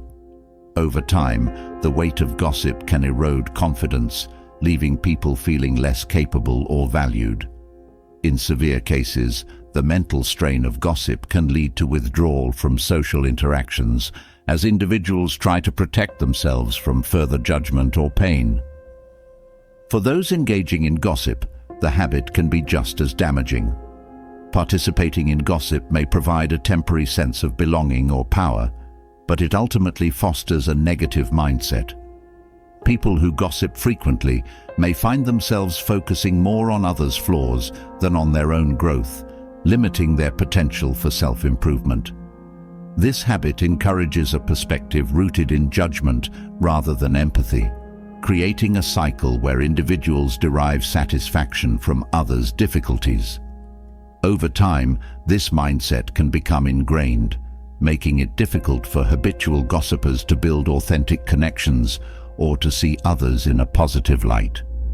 By focusing on the negative, they miss out on opportunities to cultivate kindness, support, and understanding. Breaking free from the cycle of gossip requires intentionality and self-awareness. It involves recognizing the impulse to discuss others and actively choosing not to engage. One approach is to redirect conversations toward constructive topics, focusing on shared interests or personal experiences rather than other people's lives. By steering conversations away from gossip, individuals can build relationships based on mutual respect and genuine interest. This shift not only strengthens personal integrity, but also fosters an environment where people feel safe and valued, knowing they won't become the subject of negative talk. When people commit to breaking the gossip habit, they contribute to a culture of trust and respect that benefits everyone. Another way to counteract gossip is by practicing empathy. When hearing stories about others, Taking a moment to consider what they might be experiencing can shift the perspective from judgment to understanding. Recognizing that everyone has struggles and moments of vulnerability encourages compassion, reducing the urge to criticize or speculate. By actively choosing empathy, people can change the tone of their conversations, focusing on ways to support rather than judge. This approach not only reduces gossip, but also strengthens relationships, as people feel valued for who they are rather than scrutinized for their choices. Addressing gossip directly is another approach to minimizing its impact. When someone becomes aware of a rumor involving them, confronting it calmly and confidently can prevent it from spreading further. By addressing the issue openly, individuals can correct misinformation and demonstrate that they won't allow their reputation to be shaped by rumors. This proactive response sends a message that gossip is unwelcome, setting a boundary that discourages others from engaging in similar behavior. Although confronting gossip can be uncomfortable, it empowers individuals to protect their integrity, reclaiming control over their narrative and dispelling false assumptions. Fostering a culture of accountability can also reduce gossip's influence.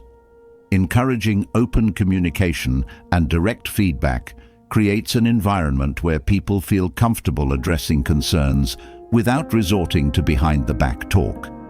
In workplaces, for instance, a culture that values transparency and constructive criticism limits the power of gossip, as people are encouraged to voice their opinions openly. In friendships and families, promoting honest discussions can prevent misunderstandings from festering into rumors. By prioritizing accountability, people establish a foundation of trust where issues are resolved directly rather than being spread as gossip. Gossip and rumors thrive in environments where boundaries are weak or unclear. Setting boundaries in conversations, such as politely declining to discuss others' personal matters, signals a commitment to respect and integrity. By clearly defining what is and isn't acceptable in conversation, people can create a space where gossip is discouraged. Boundaries help maintain focus on positive and meaningful topics, reducing the temptation to speculate or judge. This proactive approach to boundary setting contributes to healthier relationships, where individuals are confident that their personal lives will remain private and respected. The destructive power of gossip and rumors lies in their ability to spread silently, creating doubt, distrust, and damage that is often difficult to repair. By understanding the ways in which gossip infiltrates relationships and personal well-being, we gain the tools to resist its pull and to foster environments of respect, empathy, and trust. Through intentionality, empathy, and accountability, we can create a culture that values truth and understanding over sensationalism, building connections that are strong, genuine, and rooted in kindness. Stories told by others have a unique power. They can shape perceptions, alter emotions, and even change relationships, all without your involvement or awareness. These third-party narratives can be subtle, yet highly influential, slipping into conversations and slowly shaping others' views of you. Often, it's not malicious intent that drives these stories. They might begin as simple observations or opinions, but as they are retold, details get lost, opinions harden, and suddenly, people you once trusted start viewing you differently. When someone else's words lead others to question or distance themselves from you, it leaves a lasting impact, creating tension that's hard to trace or resolve. One of the ways third-party stories gain influence is through selective storytelling. When someone shares a story about you, they're unlikely to provide a complete, balanced account. Instead, they may emphasize certain details that align with their perspective or omit information that could change the listener's interpretation. For example, a friend may mention a decision you made without explaining the context, leading others to see your actions as careless or impulsive. Without knowing the full story, listeners may begin forming judgments that stick with them, affecting how they perceive your character and intentions. This partial storytelling is especially harmful because it creates assumptions that feel valid to the listener, even though they're based on an incomplete understanding. Another powerful aspect of third-party narratives is the influence of tone and delivery.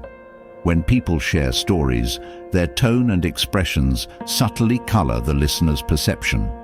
A sarcastic tone, a raised eyebrow, or a well-placed sigh can shift a story's meaning dramatically.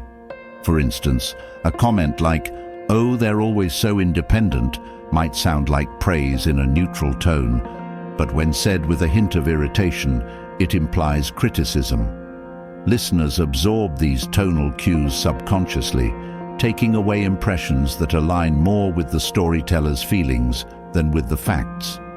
This transfer of bias can skew others' views of you without you ever being aware of it, planting seeds of doubt or discomfort that might not exist if they had experienced the situation firsthand. Group dynamics also play a crucial role in the spread of third-party stories. When people gather, they often look for topics that will engage everyone's interest, and personal stories can be an easy choice. Once a story about you enters the conversation, it gains the weight of collective agreement as others chime in, share their perspectives, or even add their own experiences with you. In these situations, opinions can quickly solidify, as everyone in the group forms a consensus based on shared stories rather than direct interactions. This collective reinforcement makes the narrative feel truer to each person involved, leading to a unified but often inaccurate view of your character or intentions. Without your presence, there's no chance to clarify or correct, leaving you subject to a group judgment that's hard to break. Sometimes, third-party stories are passed on by those who don't know you well or who have only seen a limited side of you. These acquaintances may interpret behaviors or comments through their own limited perspective, creating an incomplete picture.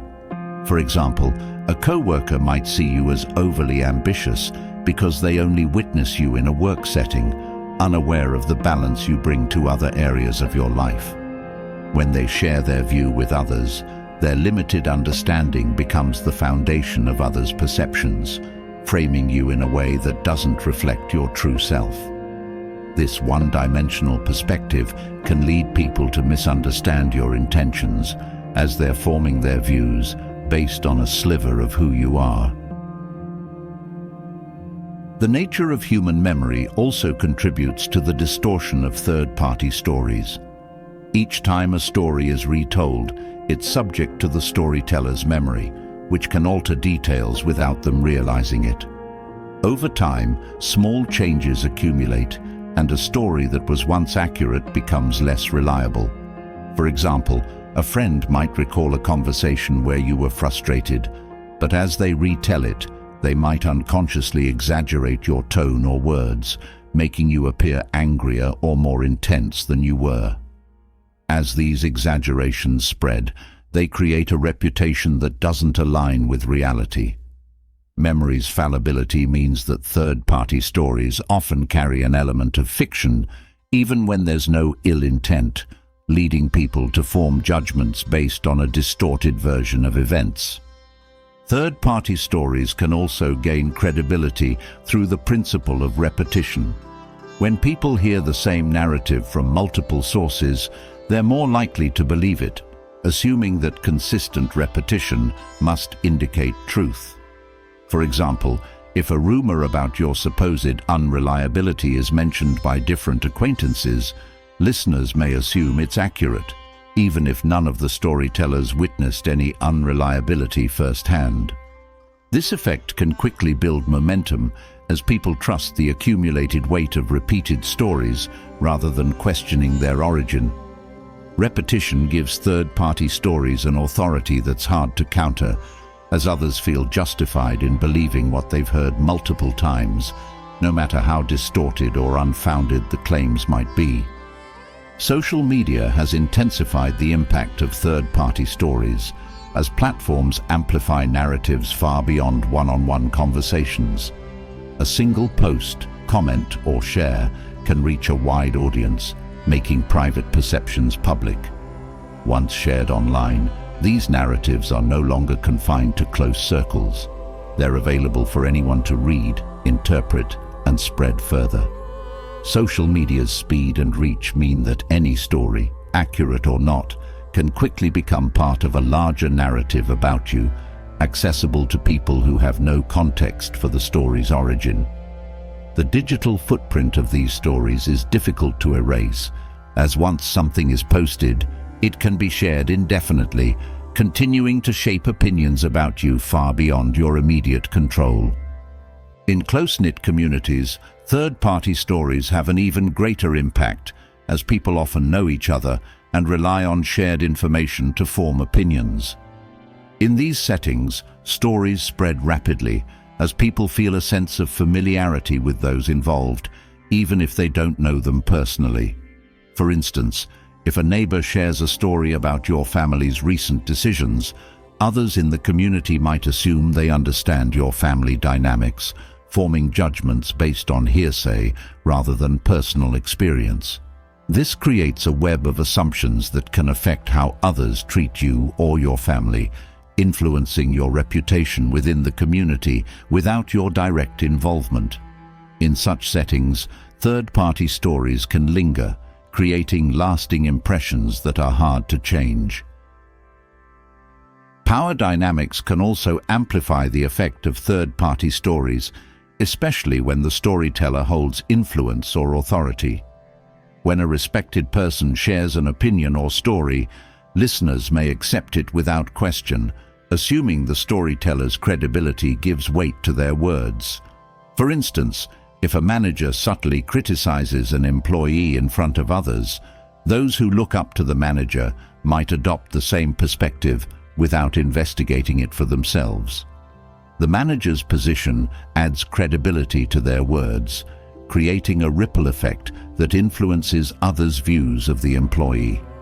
This use of influence can shape perceptions deeply, as listeners assume that those in authority have reliable insights, even when they may be biased or incomplete. The emotional content of third-party stories also contributes to their impact. People are drawn to stories that evoke strong emotions, such as anger, sympathy, or curiosity, and are more likely to remember and repeat them. If a story about you includes elements of drama or conflict, it becomes more memorable and compelling, encouraging others to share it further. For example, if someone shares a story portraying you as insensitive during a disagreement, listeners may feel emotionally invested in the narrative, developing empathy for the storyteller or even anger toward you. The emotional weight of these stories can shape others' perceptions of you, as people remember the emotional impact of the story rather than the facts. The effects of third-party stories are further compounded by confirmation bias, where people interpret new information to confirm their existing beliefs. If someone already has doubts or reservations about you, they're more likely to accept negative stories as confirmation of their suspicions. For example, if a colleague already views you as competitive, a third-party story emphasizing your ambition might reinforce their perception, even if it's exaggerated or taken out of context. Confirmation bias makes people more receptive to stories that align with their assumptions, reinforcing opinions that might not reflect your true character. This bias can entrench misunderstandings, as others selectively focus on information that supports their preconceptions. Over time, third-party stories can lead to a self-fulfilling prophecy, where people begin to act in ways that align with the narrative they've heard about you. If someone believes that you're unapproachable based on hearsay, they might interact with you more guardedly, causing tension that reinforces their initial perception. This cycle strengthens the influence of third-party stories, as the reactions they inspire create behaviors that seem to confirm the original narrative. In this way, others' assumptions shape interactions, creating a reality where misunderstandings become ingrained and harder to dispel. Navigating the impact of third-party stories requires resilience and self-awareness. While you can't control what others say, you can choose how to respond, focusing on clear communication and integrity in your interactions. By consistently showing your true character, you offer others a direct counterpoint to the narratives they may have heard. Over time, genuine interactions can challenge assumptions, encouraging others to see beyond the stories and form their own opinions.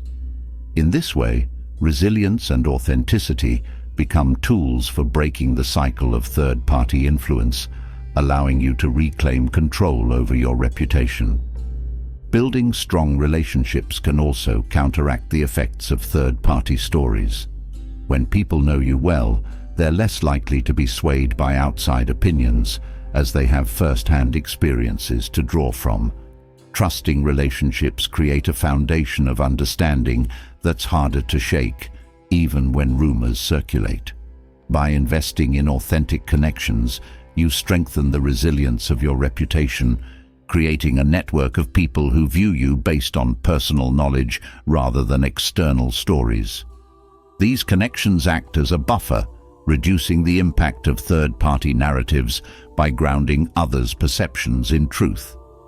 Educating yourself on common psychological biases, such as confirmation bias and repetition effect, can help you understand why third-party stories hold so much influence. Recognizing these patterns allows you to approach situations with greater empathy, understanding that people aren't always aware of the biases shaping their opinions. By addressing these biases in a respectful way, you can encourage others to question the narratives they hear, fostering a more critical and balanced perspective. Ultimately, the power of third-party stories lies in their ability to create perceptions without your knowledge, shaping how others view you in subtle, lasting ways. By staying grounded in authenticity, building strong relationships, and understanding the psychology behind these narratives, you can begin to counteract their influence, allowing your true character to shine through even amid the shadows of others' words. When others carry insecurities, they often unconsciously project these feelings onto those around them. This type of projection can be subtle yet powerful, influencing how they interpret your actions, intentions, and character. Whether it's self-doubt, fears, or frustrations, these insecurities seep into interactions, causing them to see flaws in you that truly reflect their own inner battles. You may notice criticism that seems unwarranted or judgment that doesn't align with your behavior, all stemming from someone else's struggle with themselves. This hidden layer of interaction can complicate relationships, as others' personal insecurities create shadows that obscure who you truly are. Projection often manifests as criticism that feels out of place. When someone feels insecure about an aspect of their own life, they might shift their focus to you, highlighting perceived flaws that don't quite align with reality. For instance, if someone struggles with their own feelings of inadequacy, they might question your achievements or downplay your successes. It isn't about you, it's their own fears and insecurities coming to the surface. Recognizing this can help you approach these criticisms with understanding rather than taking them personally. By realizing that these judgments are reflections of their inner conflicts, you can separate your self-worth from the words of others. Sometimes, insecurity-driven projection reveals itself in comparisons. When someone feels inadequate in a particular area, they may compare themselves to you, subtly emphasizing any differences that make them feel better. These comparisons aren't about celebrating your differences, but about finding comfort in the idea that they're not alone in feeling less than perfect. For example, a friend who feels unfulfilled might focus on your struggles, subconsciously seeking relief by comparing your challenges to their own. In this way, they project their fears of inadequacy onto you, using your experiences to soothe their discomfort. Recognizing this projection allows you to understand their behavior without feeling diminished by it. Insecurities can also lead to assumptions that cast you in a negative light. When people project their insecurities, they might interpret your actions as confirmation of their fears. For instance, someone who worries about being abandoned might view a simple delay in response as a sign of rejection. It's not about your behavior, but about their underlying fears shaping their interpretation. This can be particularly challenging, as they may react emotionally to things you didn't intend. By understanding that these reactions are rooted in their insecurities, you can respond with empathy rather than frustration, maintaining stability in the relationship even when their fears come into play. One common form of projection involves expecting others to meet standards they themselves struggle with. When people feel inadequate in some area, they might impose high expectations on you, hoping that by seeing you succeed, they can reassure themselves. For example, someone who feels insecure about their career might hold you to high professional standards, expecting you to excel in ways they wish they could. This projection isn't about genuinely supporting your growth. It's about them seeking validation through your achievements. Recognizing these imposed expectations helps you separate your goals from others' needs, ensuring that you pursue success for yourself, not to fulfill someone else's insecurities. Projection can also take the form of excessive need for control.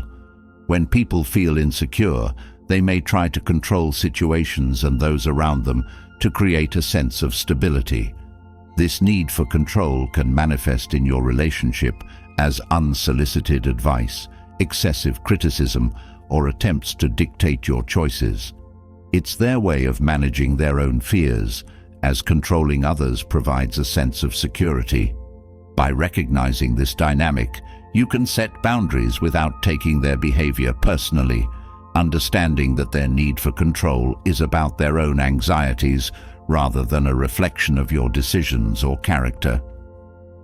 Insecurities can fuel jealousy, causing others to view you through a lens of envy rather than support. When people feel unfulfilled or lacking in some way, they may struggle to celebrate your achievements, as your success reminds them of their own perceived failures. Instead of offering genuine encouragement, they might downplay your achievements or even criticize them. This jealousy isn't about you. It's their own feelings of inadequacy manifesting as resentment toward what they see in you. Understanding this helps you maintain a balanced perspective, reminding yourself that their reactions stem from their internal struggles rather than from any real flaws in you. Self-doubt in others can also lead to them questioning your choices or abilities. When someone struggles with their own confidence, they may project this doubt onto you, questioning your decisions or abilities in ways that feel unwarranted. This doubt can be subtle, perhaps expressed as concerns or advice that feels undermining rather than supportive. It's not a reflection of your capability, it's their insecurity speaking. Recognizing this dynamic allows you to trust in your own judgment, acknowledging that their doubts stem from their struggles with self-assurance rather than from any real concern about your choices. Another way insecurities manifest as projection is through defensiveness. When people feel insecure, they often interpret your comments as criticism, even when no criticism is intended. This defensiveness is a protective response, as they feel vulnerable and fear judgment. For instance, a simple suggestion might be met with resistance or an overreaction because they perceive it as an attack. This reaction is rooted in their self-doubt, causing them to misinterpret your intentions. By approaching these situations with patience, you can diffuse defensiveness, reassuring them that your intentions are positive and creating a safer space for open communication. Insecurities can also lead to projecting guilt or blame. When someone feels guilty about their own actions or choices, they may shift that guilt onto you, accusing you of behaviors that they're struggling with themselves.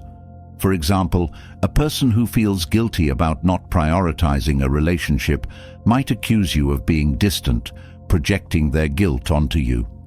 This redirection of guilt allows them to avoid facing their own shortcomings, but it creates tension in your relationship.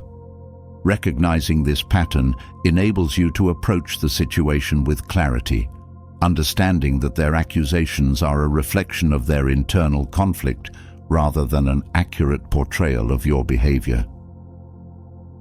Sometimes people project their fears onto you, especially if they're afraid of failure or rejection. These fears might cause them to assume that you'll experience similar challenges, leading them to offer discouraging advice or to question your ambitions. For example, someone afraid of failure might downplay your goals, not because they doubt you, but because they fear what failure would mean for themselves. This projection of fear can feel limiting, as their caution reflects their own insecurities rather than any realistic assessment of your potential.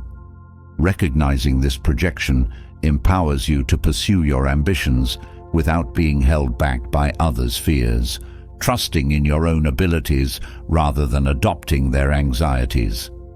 People who struggle with insecurity may also project an excessive need for approval onto you, interpreting neutral actions as rejection or disinterest.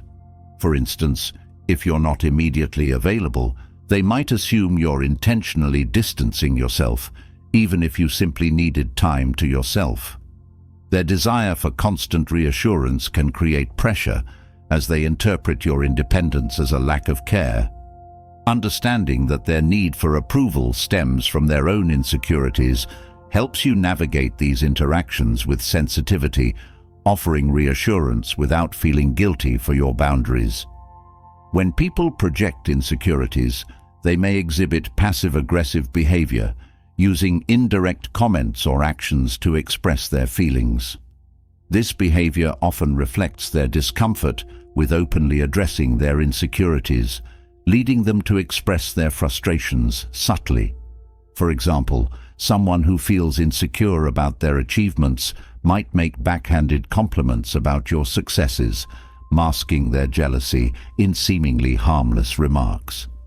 Recognizing passive aggression as a form of projection allows you to respond calmly, avoiding escalation, and recognizing that their behavior reflects their own struggles rather than any real issues with you. Some people project their fear of change onto others, especially if they're resistant to personal growth or new experiences. When faced with someone who embraces change, they might express skepticism or try to dissuade you from pursuing new paths. This isn't a reflection of your choices, but of their discomfort with stepping outside their comfort zone.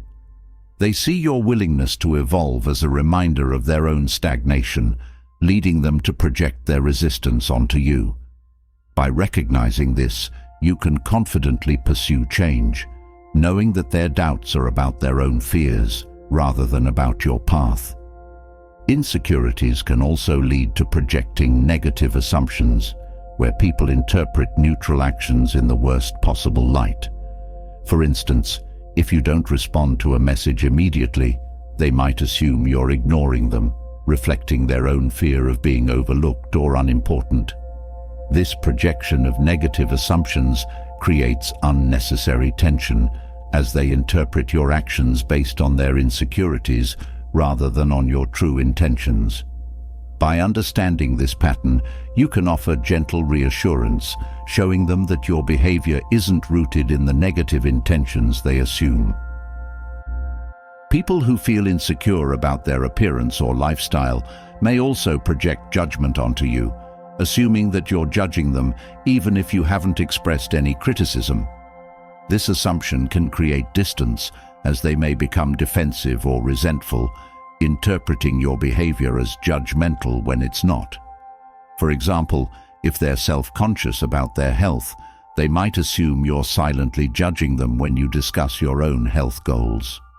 Recognizing this projection allows you to approach conversations with sensitivity, clarifying that your choices aren't a reflection on them, which helps maintain harmony in the relationship. In relationships, people may project their own feelings of inadequacy, leading them to assume you're dissatisfied with them. This insecurity-driven assumption can create tension, as they interpret your actions through a lens of self-doubt, assuming you're judging them or wishing they were different. This projection often leads to misunderstandings, as they may misinterpret your intentions, seeing disapproval where there is none. Recognizing this dynamic allows you to approach the relationship with patience, offering reassurance that helps counteract their insecurity-based assumptions. Insecurities can also lead to emotional dependency, where people project their need for stability onto you, expecting you to fulfill roles that ease their insecurities. They might rely on you for validation, emotional support, or decision-making, placing pressure on the relationship. This dependency is a form of projection, as they seek in you the security they struggle to find within themselves. By setting boundaries, you can maintain a healthy balance, offering support without taking on the weight of their insecurities. Ultimately, understanding projection allows you to navigate relationships with compassion and clarity. Recognizing that others' reactions often reflect their insecurities rather than your actions helps you maintain a balanced perspective, approaching situations with empathy. By separating yourself from the projections of others, you retain control over your self-worth, building resilience in the face of unwarranted judgments and assumptions. Through self-awareness and patience, you can respond to projection with kindness, fostering relationships that allow for both individuality and mutual respect. When people look at others, they sometimes see reflections of their own hidden fears or dislikes, and without realizing it, these feelings shape how they respond. This process of seeing in others what they reject in themselves can create an invisible barrier, affecting relationships and interactions. They may act with judgment, frustration, or avoidance, not because of something you've done, but because you remind them of something they're struggling to accept within themselves. This phenomenon is subtle, often lying below the surface, but it has the power to shape how people connect, forming perceptions that are less about reality and more about the mirror they're unwilling to face. This projection often leads to criticism that feels disproportionate to the situation.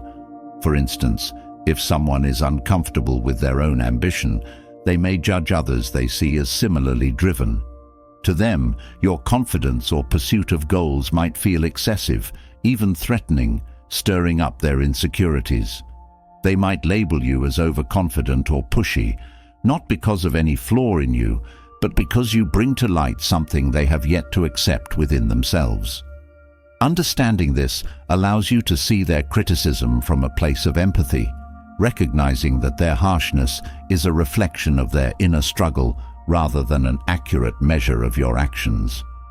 Projection of fears and dislikes can also lead people to misinterpret your intentions, assuming motivations that align more with their own insecurities than with reality.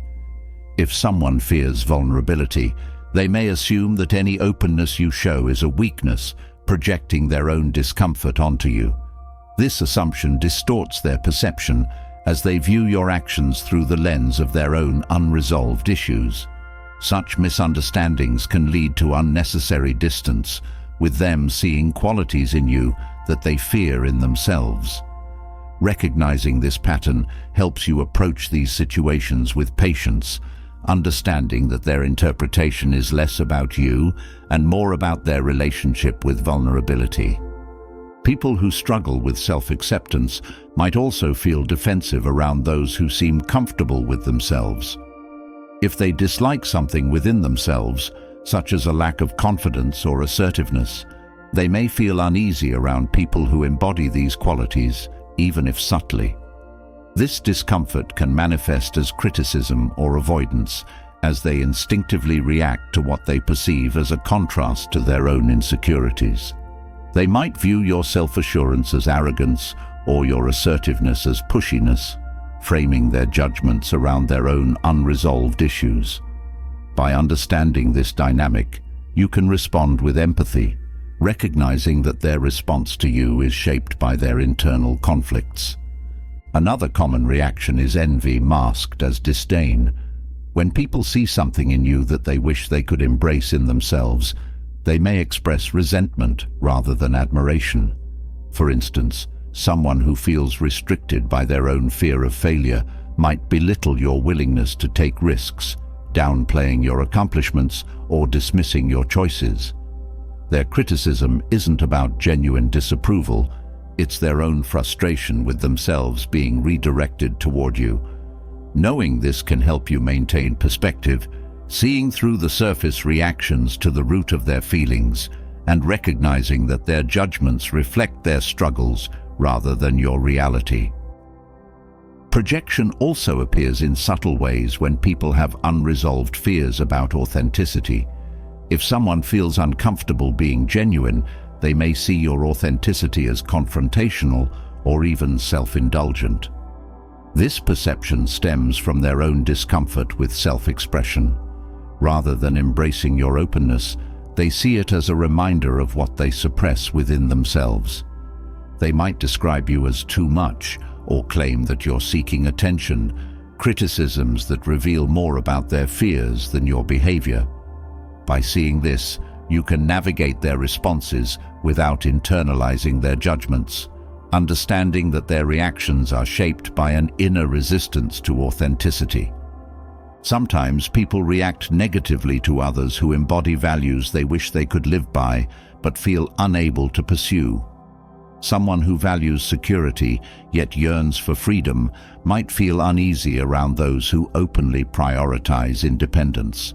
They might criticize you for choices that challenge their comfort zones, casting judgments based on their own internal conflict rather than any fault in you. This reaction is often an attempt to justify their own decisions by invalidating yours, finding comfort in casting your values as flawed. Recognizing this allows you to hold your values confidently, understanding that their reactions are rooted in their struggle to align with their own desires. Fear of failure is another projection point that causes people to react critically. Those who grapple with this fear may project it onto others, assuming that your ambitions are unrealistic or destined for disappointment. If they have trouble pursuing their own goals, they may subtly undermine yours, not out of malice, but because they see in you what they fear they lack. Their attempts to dissuade you from taking risks often reflect their internalized fear, seeking reassurance by casting your choices as impractical. This projection is about their need for comfort in their choices, not about the feasibility of your goals. Recognizing this can help you stay true to your path without being swayed by their doubts. People's insecurities about worthiness often lead them to project judgments onto others who seem at peace with themselves. If they feel unworthy, they might resent others' self-acceptance, interpreting it as smugness or vanity. For example, if you speak confidently about your achievements, someone struggling with self-worth might view it as boasting, reflecting their discomfort with their own feelings of inadequacy. This projection is about them seeking to diminish what they envy as they attempt to level the emotional playing field. Understanding this dynamic can help you recognize their response as a reflection of their self-perception, allowing you to engage without taking their judgments to heart. People also project their anxieties about change onto others who embrace growth. If someone feels uneasy about evolving or stepping outside their comfort zone, they may criticize those who seem unafraid to change. They might label your adaptability as instability or your willingness to try new things as impulsiveness.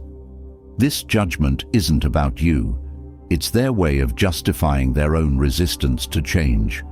By seeing through this reaction, you can continue embracing growth without feeling pressured to align with their limited perspective, understanding that their judgment is a reflection of their fears rather than of your choices.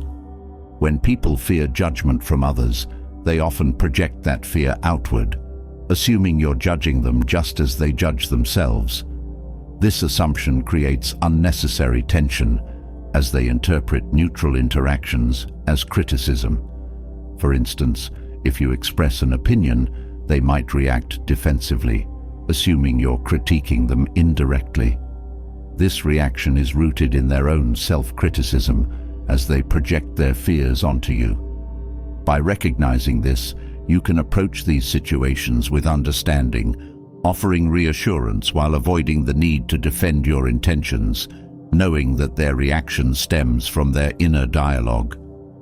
Projection can also manifest in defensiveness when people feel threatened by qualities they wish they had.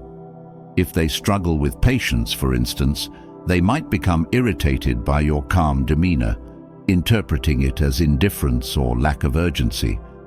This irritation is their way of justifying their own behavior, as they find it easier to criticize your qualities than to confront their own impatience. Recognizing this allows you to remain calm without internalizing their frustration, seeing that their reaction is a reflection of their struggles rather than an accurate critique of your approach. Fear of vulnerability often leads to projecting cynicism onto those who show openness. People uncomfortable with vulnerability may view emotional openness as weakness, responding with skepticism or dismissiveness. If you share your feelings honestly, they might label you as naive, a judgment rooted in their own discomfort. Their reaction reflects their struggle to embrace vulnerability, as they see in you a quality they find challenging. By recognizing this, you can maintain your openness without feeling diminished by their skepticism, understanding that their response is more about their inner walls than any flaw in your approach. At times, people project their insecurities about success onto others who achieve their goals. If they're dissatisfied with their progress, they may downplay or criticize your achievements as a way to cope with their own frustrations. For instance, they might label your hard work as luck or attribute your success to external factors, dismissing your efforts to soothe their insecurities. This projection reflects their difficulty in acknowledging their own feelings of inadequacy, as they find comfort in minimizing your accomplishments. By understanding this, you can appreciate your achievements without needing validation from others, recognizing that their judgments are a reflection of their struggles. Some people project their struggles with control onto others who seem more adaptable, criticizing flexibility as a lack of focus. If they find security in rigid routines, they might view your spontaneity as chaotic, interpreting your adaptability as a flaw. This projection allows them to reinforce their sense of control by framing your approach as misguided. Understanding this reaction helps you remain true to your adaptable nature, seeing that their judgments are rooted in their own need for stability rather than any real fault in your behavior. People's unresolved fears of imperfection can also cause them to project criticisms onto others who embrace their flaws. If someone struggles with self-acceptance, they may resent those who appear comfortable with imperfection, interpreting it as carelessness or a lack of ambition. This projection allows them to avoid confronting their own insecurities, as they find it easier to criticize others than to face their discomfort with themselves.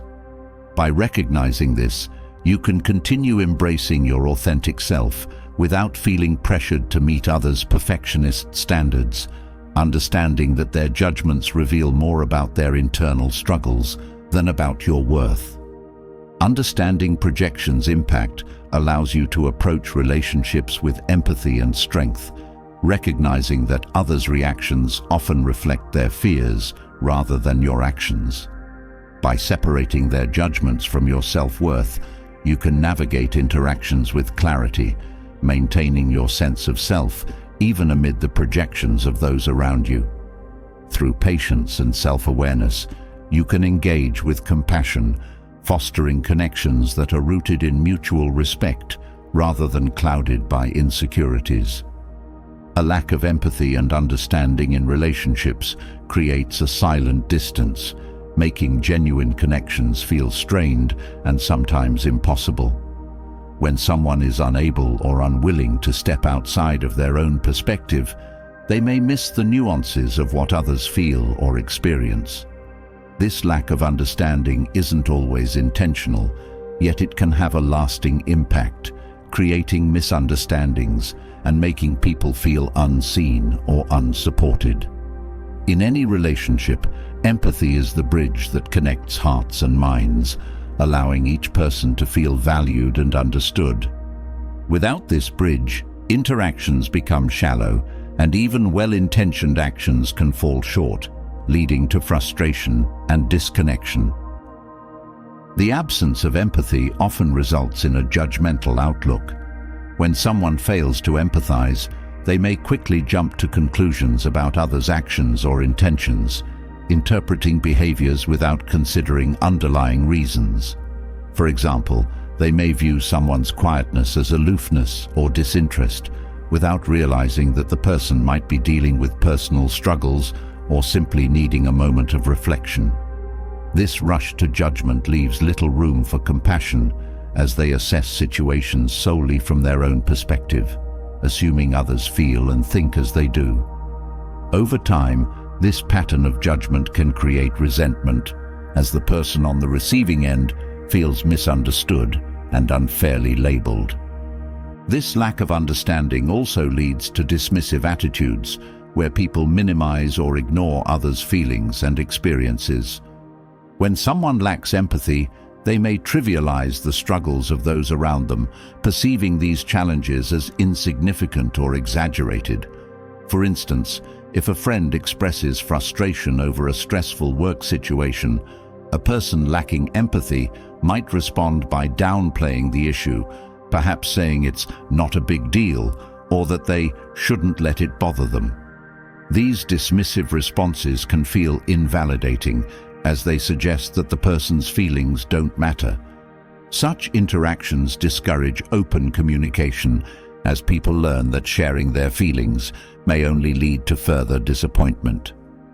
A lack of empathy also makes it difficult for people to offer genuine support. When empathy is missing, support can feel forced or superficial, as it lacks the warmth and understanding that make it meaningful. For example, someone might offer help out of obligation rather than genuine care, resulting in gestures that feel empty or performative. This type of support does little to foster connection, as the person in need can sense that the other's heart isn't fully invested. Without empathy, even well-meaning acts can miss the mark, as they fail to address the true emotional needs of the person receiving them. Genuine support requires a willingness to see things from another's perspective, providing comfort that aligns with what they truly need. One of the most challenging effects of an empathy deficit is the tendency to place blame on others without considering the bigger picture. When someone lacks understanding, they may see others' mistakes as personal failings rather than as part of a complex situation. For example, they might blame a friend for being irresponsible if they face financial difficulties, overlooking the external pressures or unexpected challenges that may have contributed to the situation. This inclination to blame creates a culture of judgment, where people feel scrutinized rather than supported. It also discourages people from being vulnerable, as they fear being held responsible for circumstances beyond their control. In this way, a lack of empathy fosters a cycle of blame and defensiveness, eroding trust over time. Without empathy, relationships can become transactional, focusing on exchanges rather than mutual care. People who lack empathy may view interactions in terms of give and take, measuring what they offer against what they receive. This approach can make others feel like they're being kept at arm's length, as the relationship centers on balancing favors rather than building emotional connections. For instance, a friend might only offer help if they expect something in return, making their support feel conditional. Over time, these transactional relationships become exhausting, as they lack the depth and security of connections built on genuine care and understanding. People begin to feel that their worth is tied to what they can offer, rather than to who they are. Another subtle impact of limited empathy is the lack of active listening. Without empathy, people may listen only to respond rather than to understand, often interrupting or steering conversations back to themselves. This type of listening prevents genuine understanding, as the focus remains on one person's perspective rather than on a mutual exchange. When someone listens with empathy, they allow the other person's words to resonate, offering responses that reflect an understanding of their emotions. In contrast, an empathy deficit makes conversations feel shallow, as people feel unheard and unappreciated. This lack of meaningful dialogue gradually wears on relationships, as the absence of active listening prevents people from feeling truly connected. In some cases, a lack of empathy results in people avoiding others' pain altogether. If someone feels uncomfortable with difficult emotions, they might distance themselves from those going through challenging times, rather than offering support. This avoidance creates feelings of isolation for the person in need, as they sense that their struggles make others uncomfortable. For example, a friend might withdraw when another friend faces loss, unsure how to handle the situation and choosing to avoid it instead. This lack of presence during times of hardship can be deeply hurtful, as people feel abandoned at moments when they most need compassion. Recognizing this pattern helps us understand that empathy involves not just listening, but being willing to sit with others in their pain, even when it feels uncomfortable. Another consequence of insufficient empathy is a lack of patience. When people are unable to understand others' struggles, they may grow frustrated easily, expecting others to move on or get over challenges quickly. This impatience can feel dismissive, as it suggests that others' pain is an inconvenience. For instance, someone might become irritated if a friend continues to express sadness over a breakup, viewing it as excessive rather than recognizing the depth of the hurt. This impatience not only strains relationships, but also prevents meaningful healing, as people feel pressured to hide their emotions to avoid judgment. Empathy fosters patience, allowing people to process their experiences without feeling rushed. A lack of empathy can also foster a competitive mindset, where people view others' struggles as a reflection of their own worth. When someone lacks empathy, they might see others' challenges as opportunities to elevate themselves, subtly comparing their own resilience or success against others' difficulties. This competitiveness can create tension, as it shifts the focus away from compassion and onto personal validation. For instance, a person might feel pride in handling a similar struggle better, using someone else's pain as a measure of their own strength. This mindset discourages genuine support, as the person becomes more focused on proving their own resilience than on understanding others' experiences. The absence of empathy may lead to dismissing the importance of boundaries in relationships. People who lack understanding may overlook or disrespect others' boundaries, assuming that their own needs or perspectives take priority.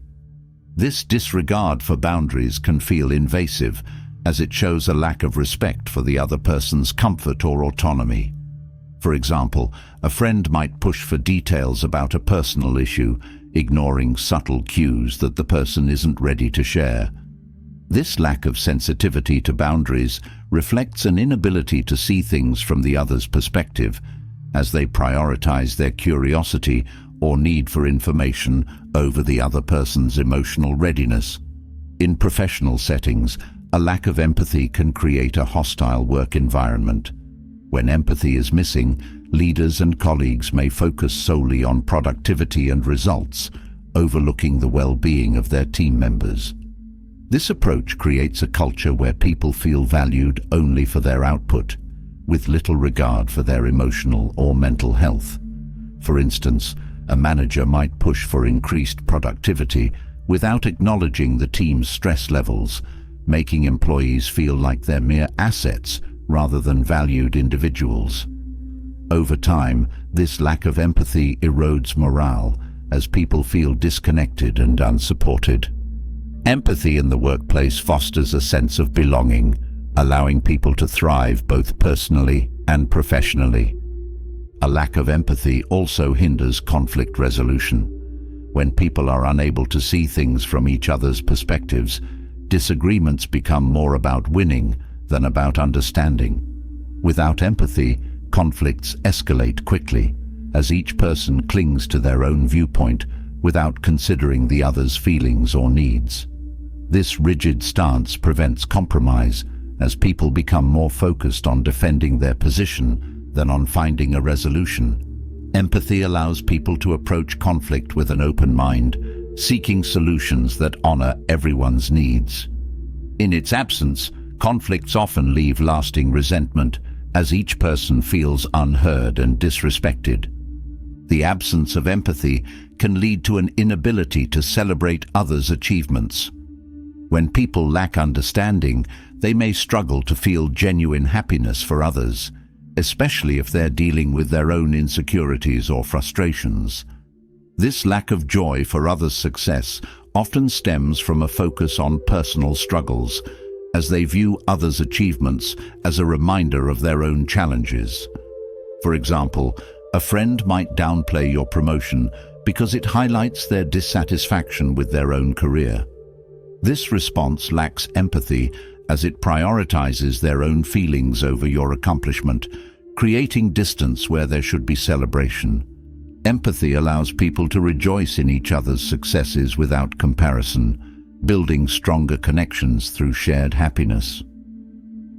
Without empathy, people may also struggle to accept differences in opinions or lifestyles.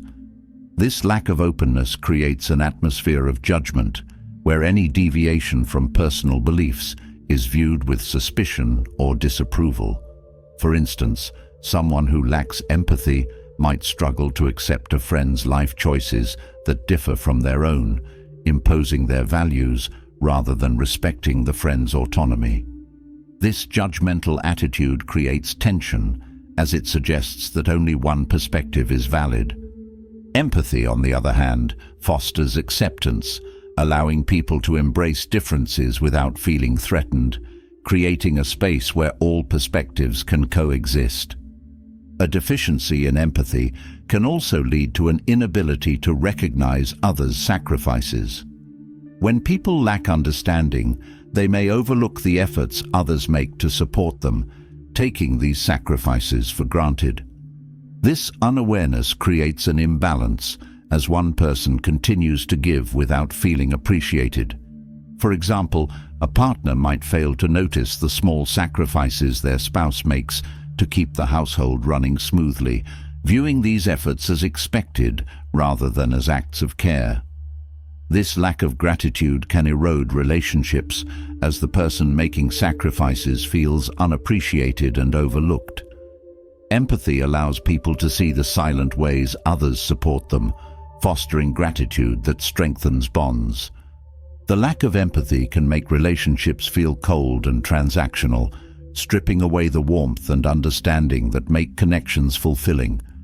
When people are unable to connect on an emotional level, interactions become shallow, focusing on obligations rather than genuine care. For instance, a family member might only check in during major events, lacking the everyday empathy that makes relationships meaningful. This transactional approach leaves people feeling disconnected, as they sense that their presence is valued only when it's convenient. Empathy brings a sense of warmth and presence to relationships, creating a foundation of care that transcends obligations. In every relationship, empathy is the thread that weaves people together, allowing them to see, support, and celebrate each other in genuine ways. When empathy is missing, connections lose depth, and interactions become shadowed by misunderstanding and judgment. By recognizing the importance of empathy, we can cultivate relationships built on patience, understanding, and respect, creating a space where people feel valued not just for what they do, but for who they are. When compassion fades from relationships, what remains can feel hollow, tense, and slowly breed resentment. Compassion, the willingness to genuinely understand and share in another's experiences, is the heart of meaningful connections. Without it, interactions can feel cold, misunderstandings grow, and unspoken hurt takes root. Over time, the absence of compassion leaves a void, replacing warmth and trust with frustration and bitterness. This lack isn't always intentional.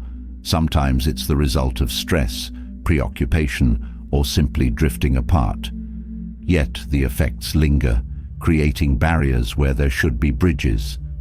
Without compassion, relationships become strained, as unmet emotional needs create invisible wounds that deepen with time.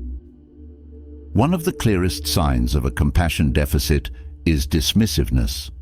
When someone dismisses another's feelings or experiences, it communicates a lack of interest and care.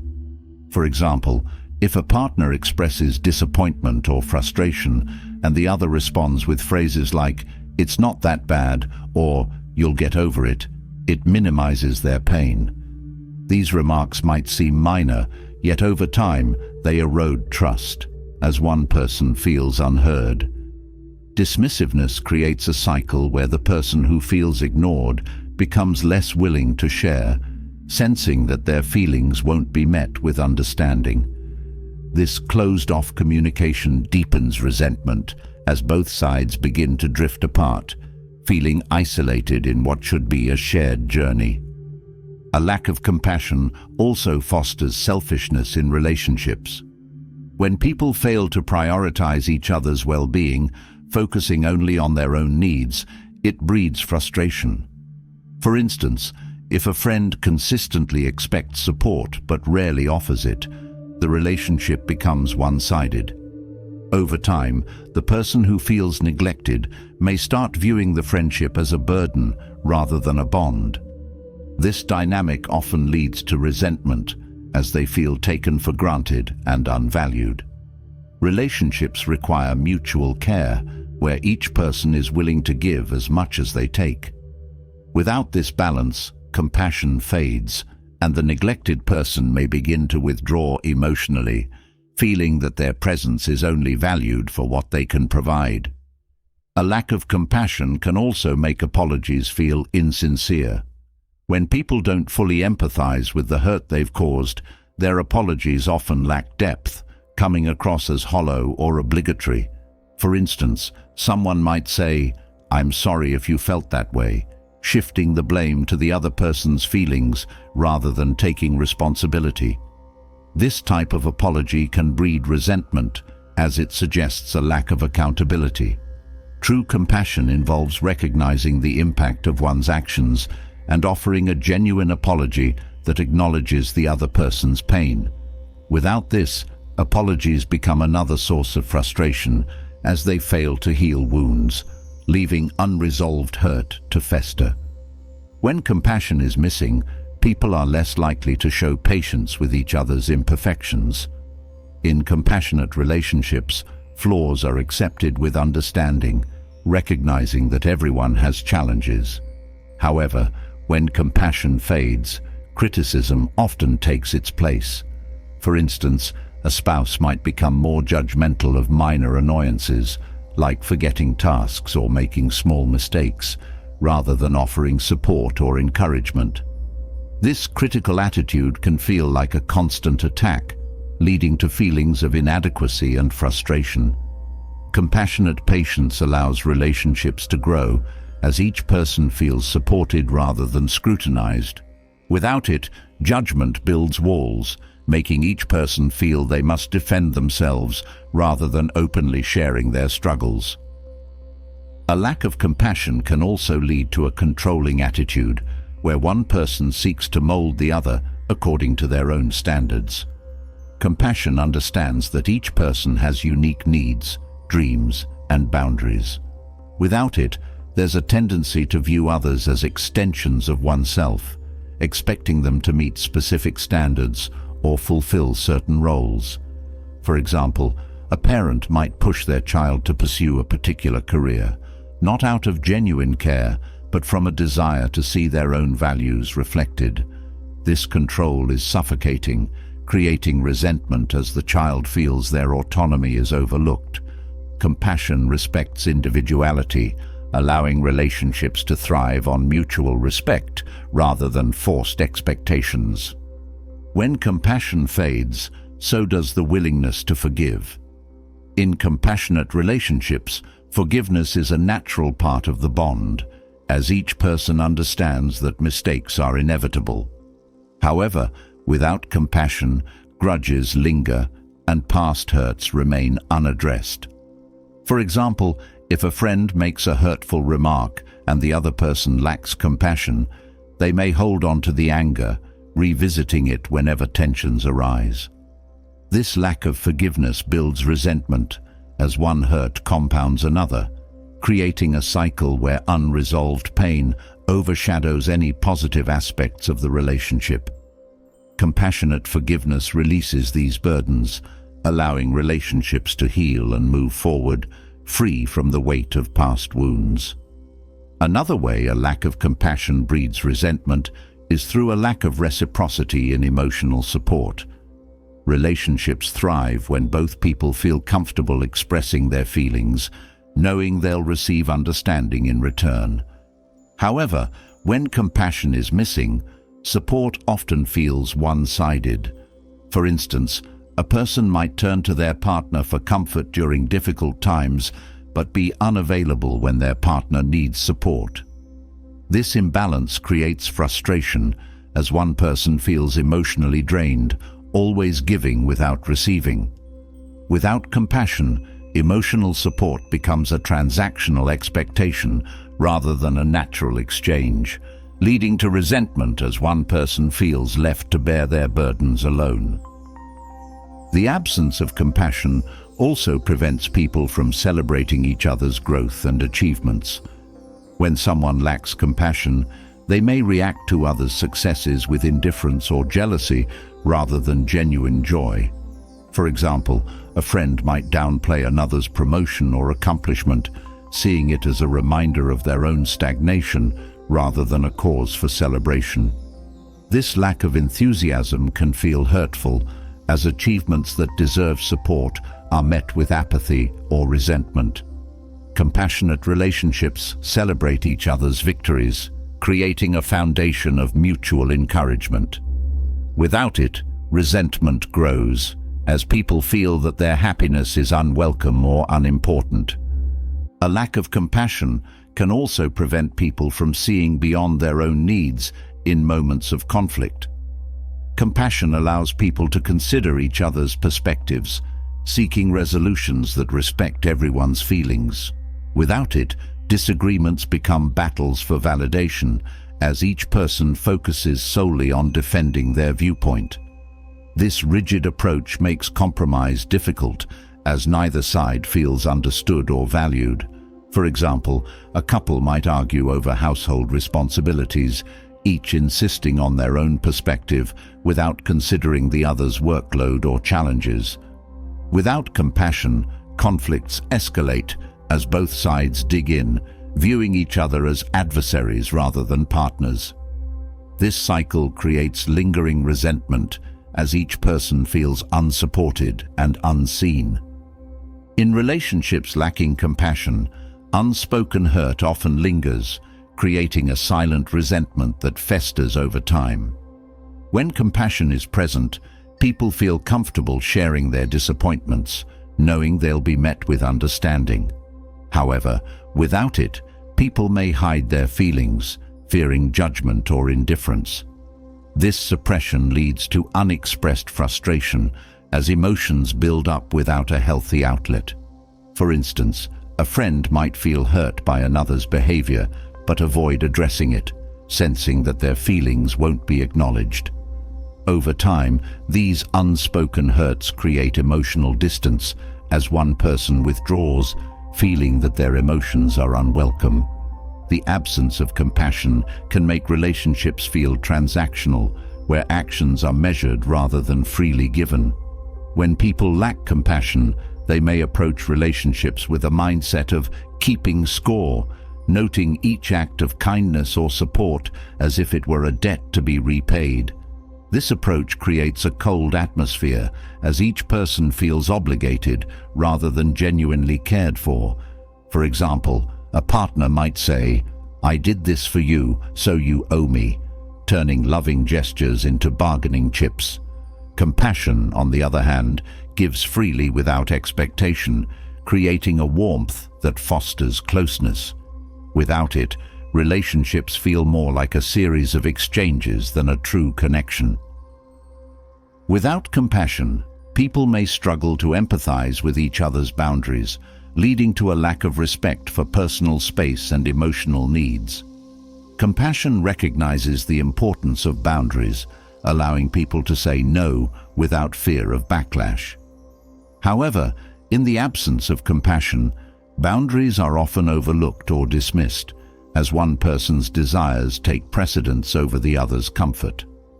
For example, a friend might insist on spending time together, disregarding the other's need for solitude or rest. This disregard breeds resentment, as the person whose boundaries are violated feels that their needs are unimportant. Compassionate relationships honor boundaries, creating a foundation of respect that prevents resentment. A lack of compassion can also create emotional distance, as people feel less inclined to share their inner lives when they sense a lack of understanding. In compassionate relationships, vulnerability is met with care, creating a safe space for sharing. However, when compassion is missing, people may hesitate to open up, fearing judgment or indifference. This reluctance to share deepens the divide, as each person feels disconnected, lacking the closeness that comes from mutual understanding. Over time, this emotional distance breeds resentment, as people feel that their relationship lacks depth or meaning, reduced to surface-level interactions that fail to fulfill their need for connection. The absence of compassion leads to unbalanced relationships, where one person often bears a greater emotional burden. When compassion is lacking, one person may feel they're always the one giving, compromising, or making sacrifices. This imbalance creates frustration, as the person carrying the weight feels unsupported. For example, a sibling might consistently handle family responsibilities, while the other remains uninvolved, assuming their efforts will go unnoticed. This dynamic breeds resentment, as the person who gives feels unappreciated, burdened by a relationship that feels one-sided. Compassion ensures that both sides contribute equally, fostering a sense of partnership that prevents resentment. Compassion's absence prevents people from fully appreciating each other's unique qualities, often leading to a desire for conformity. When people lack compassion, they may expect others to mirror their own beliefs or behaviors, leaving little room for individuality. This expectation feels restrictive, as one person senses that their true self is unwelcome.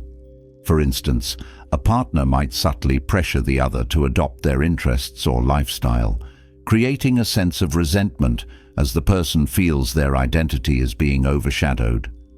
Compassion celebrates individuality, creating space for each person to be themselves without fear of judgment. Without it, relationships feel stifling, as each person struggles to fit a mold that doesn't align with who they are. Ultimately, compassion is the foundation of fulfilling relationships. Its absence leaves a void, where resentment gradually replaces closeness and joy. When people fail to offer understanding and care, relationships become strained, as unmet emotional needs create barriers to genuine connection. Recognizing the importance of compassion allows people to approach relationships with patience and empathy, fostering bonds that bring out the best in each other. Through compassion, people can build relationships that are resilient, supportive, and deeply fulfilling, creating a space where both individuals feel valued, respected, and truly seen. In relationships, competition can start out harmless, but, if unchecked, can easily become toxic, eroding trust and breeding resentment. What begins as a friendly exchange or a subtle drive to keep up can quickly spiral into rivalry, where each person starts to see the other as an opponent rather than a partner. This underlying tension turns achievements into comparisons, and support becomes scarce, replaced by quiet envy or hidden frustration. When rivalry overshadows connection, relationships feel strained, as mutual appreciation is replaced by the constant need to one-up or prove oneself.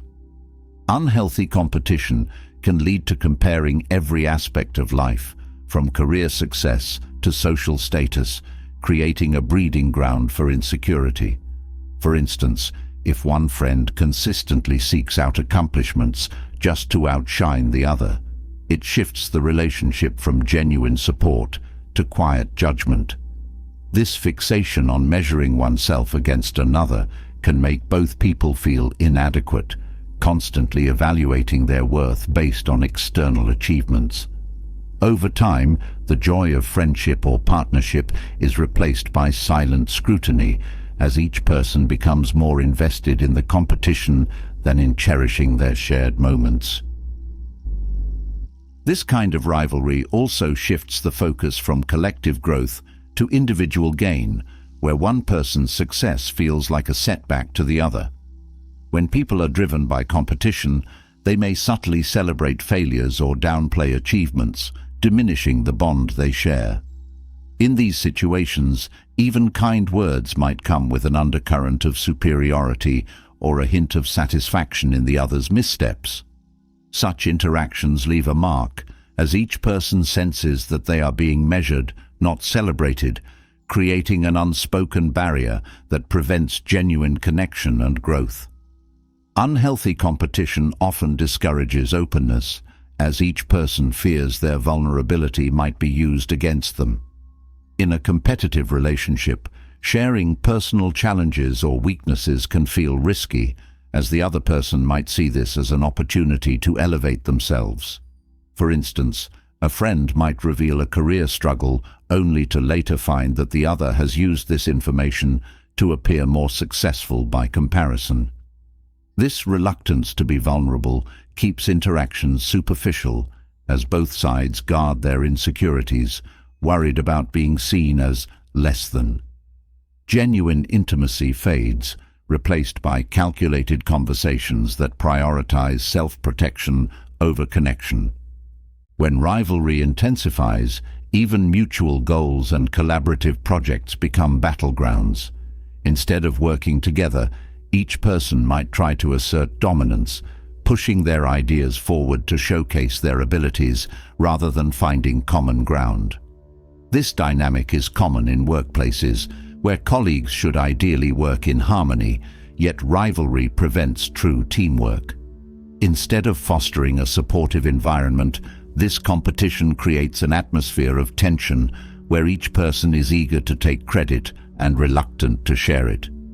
Projects suffer as collaboration takes a back seat to individual recognition, and resentment builds as each person feels unappreciated or overshadowed.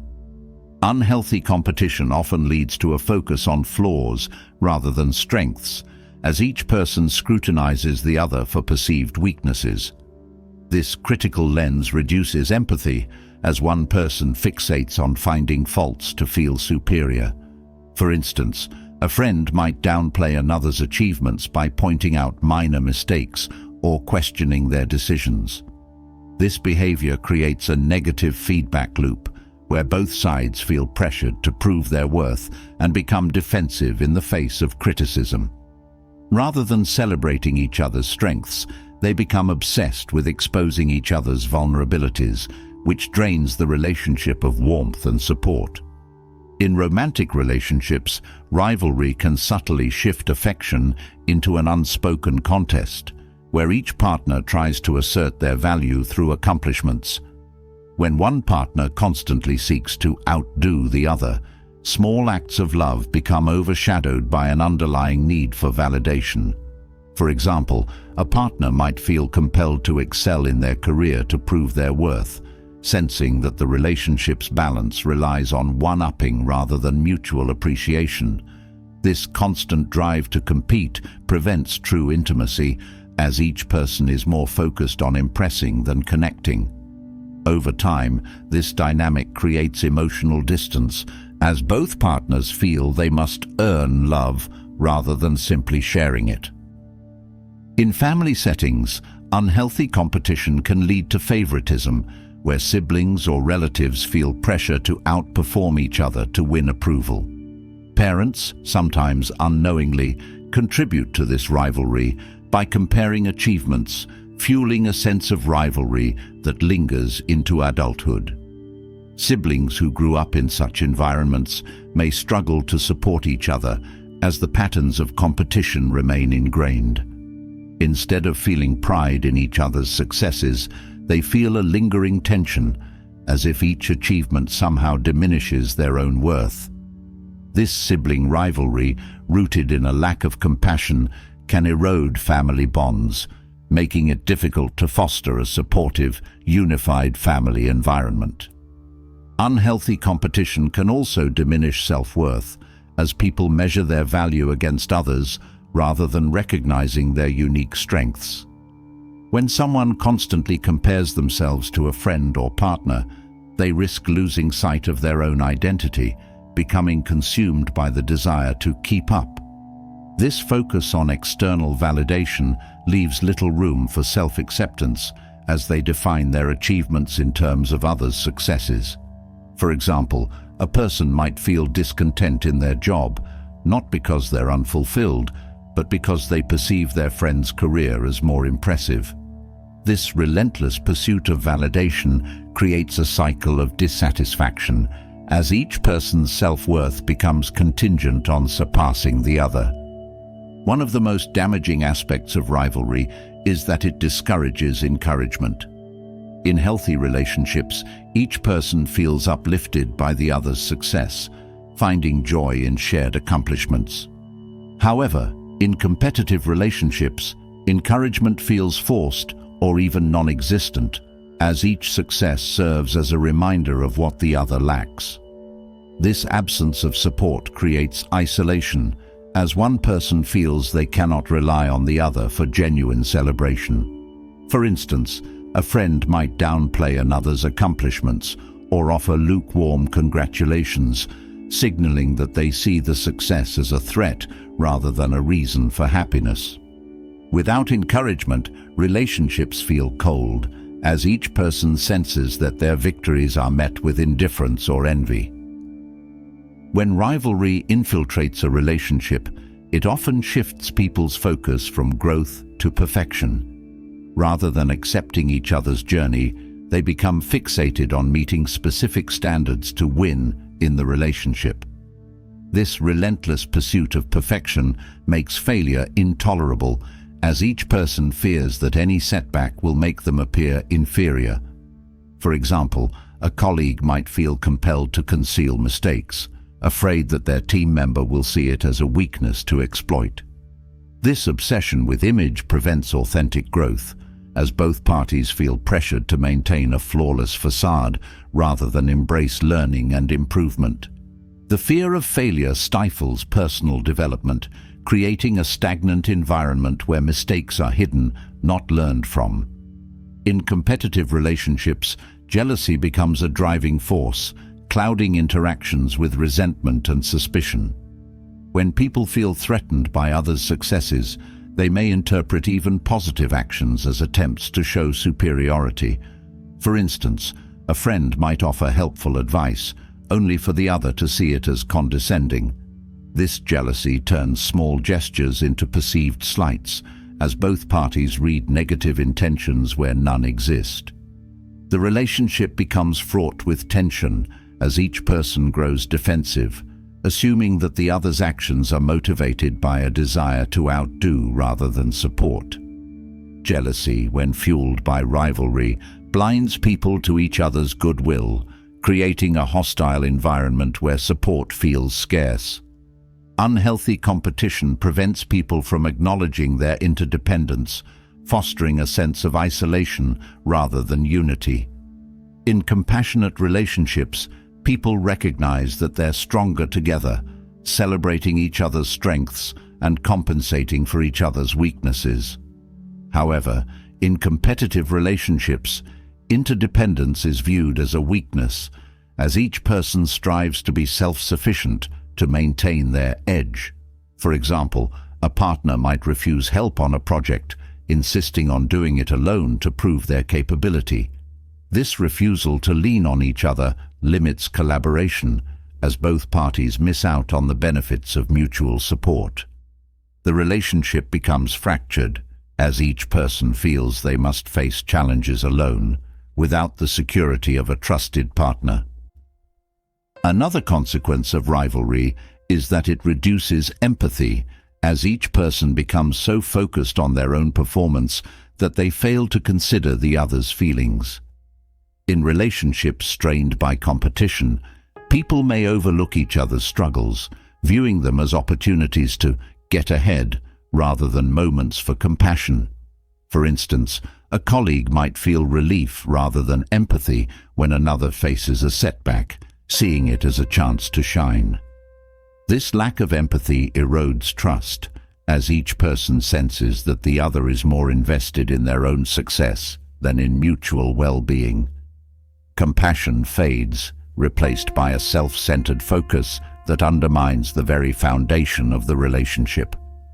Unhealthy competition can also lead to passive-aggressive behavior, where people express resentment subtly rather than directly. When rivalry prevents open communication, frustrations manifest as veiled comments or subtle put-downs, as each person struggles to voice their feelings openly. For example, a friend might make a backhanded compliment about another's achievement, masking their envy in seemingly supportive words. This passive aggressiveness creates an environment of tension where each interaction feels laden with hidden meanings. Instead of addressing issues directly, both parties communicate through hints and innuendos, creating an atmosphere where trust is eroded by the constant need to read between the lines. Ultimately, unhealthy competition leaves relationships drained of joy, as each person becomes more invested in winning than in sharing meaningful experiences. When people view relationships through the lens of rivalry, they miss the beauty of collaboration and connection, seeing only the need to outperform. The constant comparison becomes exhausting, as both parties feel pressured to prove themselves rather than relax and enjoy each other's company. Relationships, which should offer comfort and support, become sources of stress and insecurity, leaving both people longing for a break from the tension. Recognizing the impact of rivalry allows people to shift their focus from competition to compassion. By embracing each other's successes and offering support rather than judgment, relationships can become spaces of growth and connection. Instead of measuring worth through achievements, people can find fulfillment in mutual encouragement, building bonds that foster trust, empathy, and joy. When admiration is tainted by rivalry, it can transform what was once respect into bitterness. There's a delicate line between looking up to someone and feeling resentful about their success. And when this line is crossed, admiration turns into hostility. What started as inspiration becomes a source of irritation, as one person finds it harder and harder to celebrate the achievements they once admired.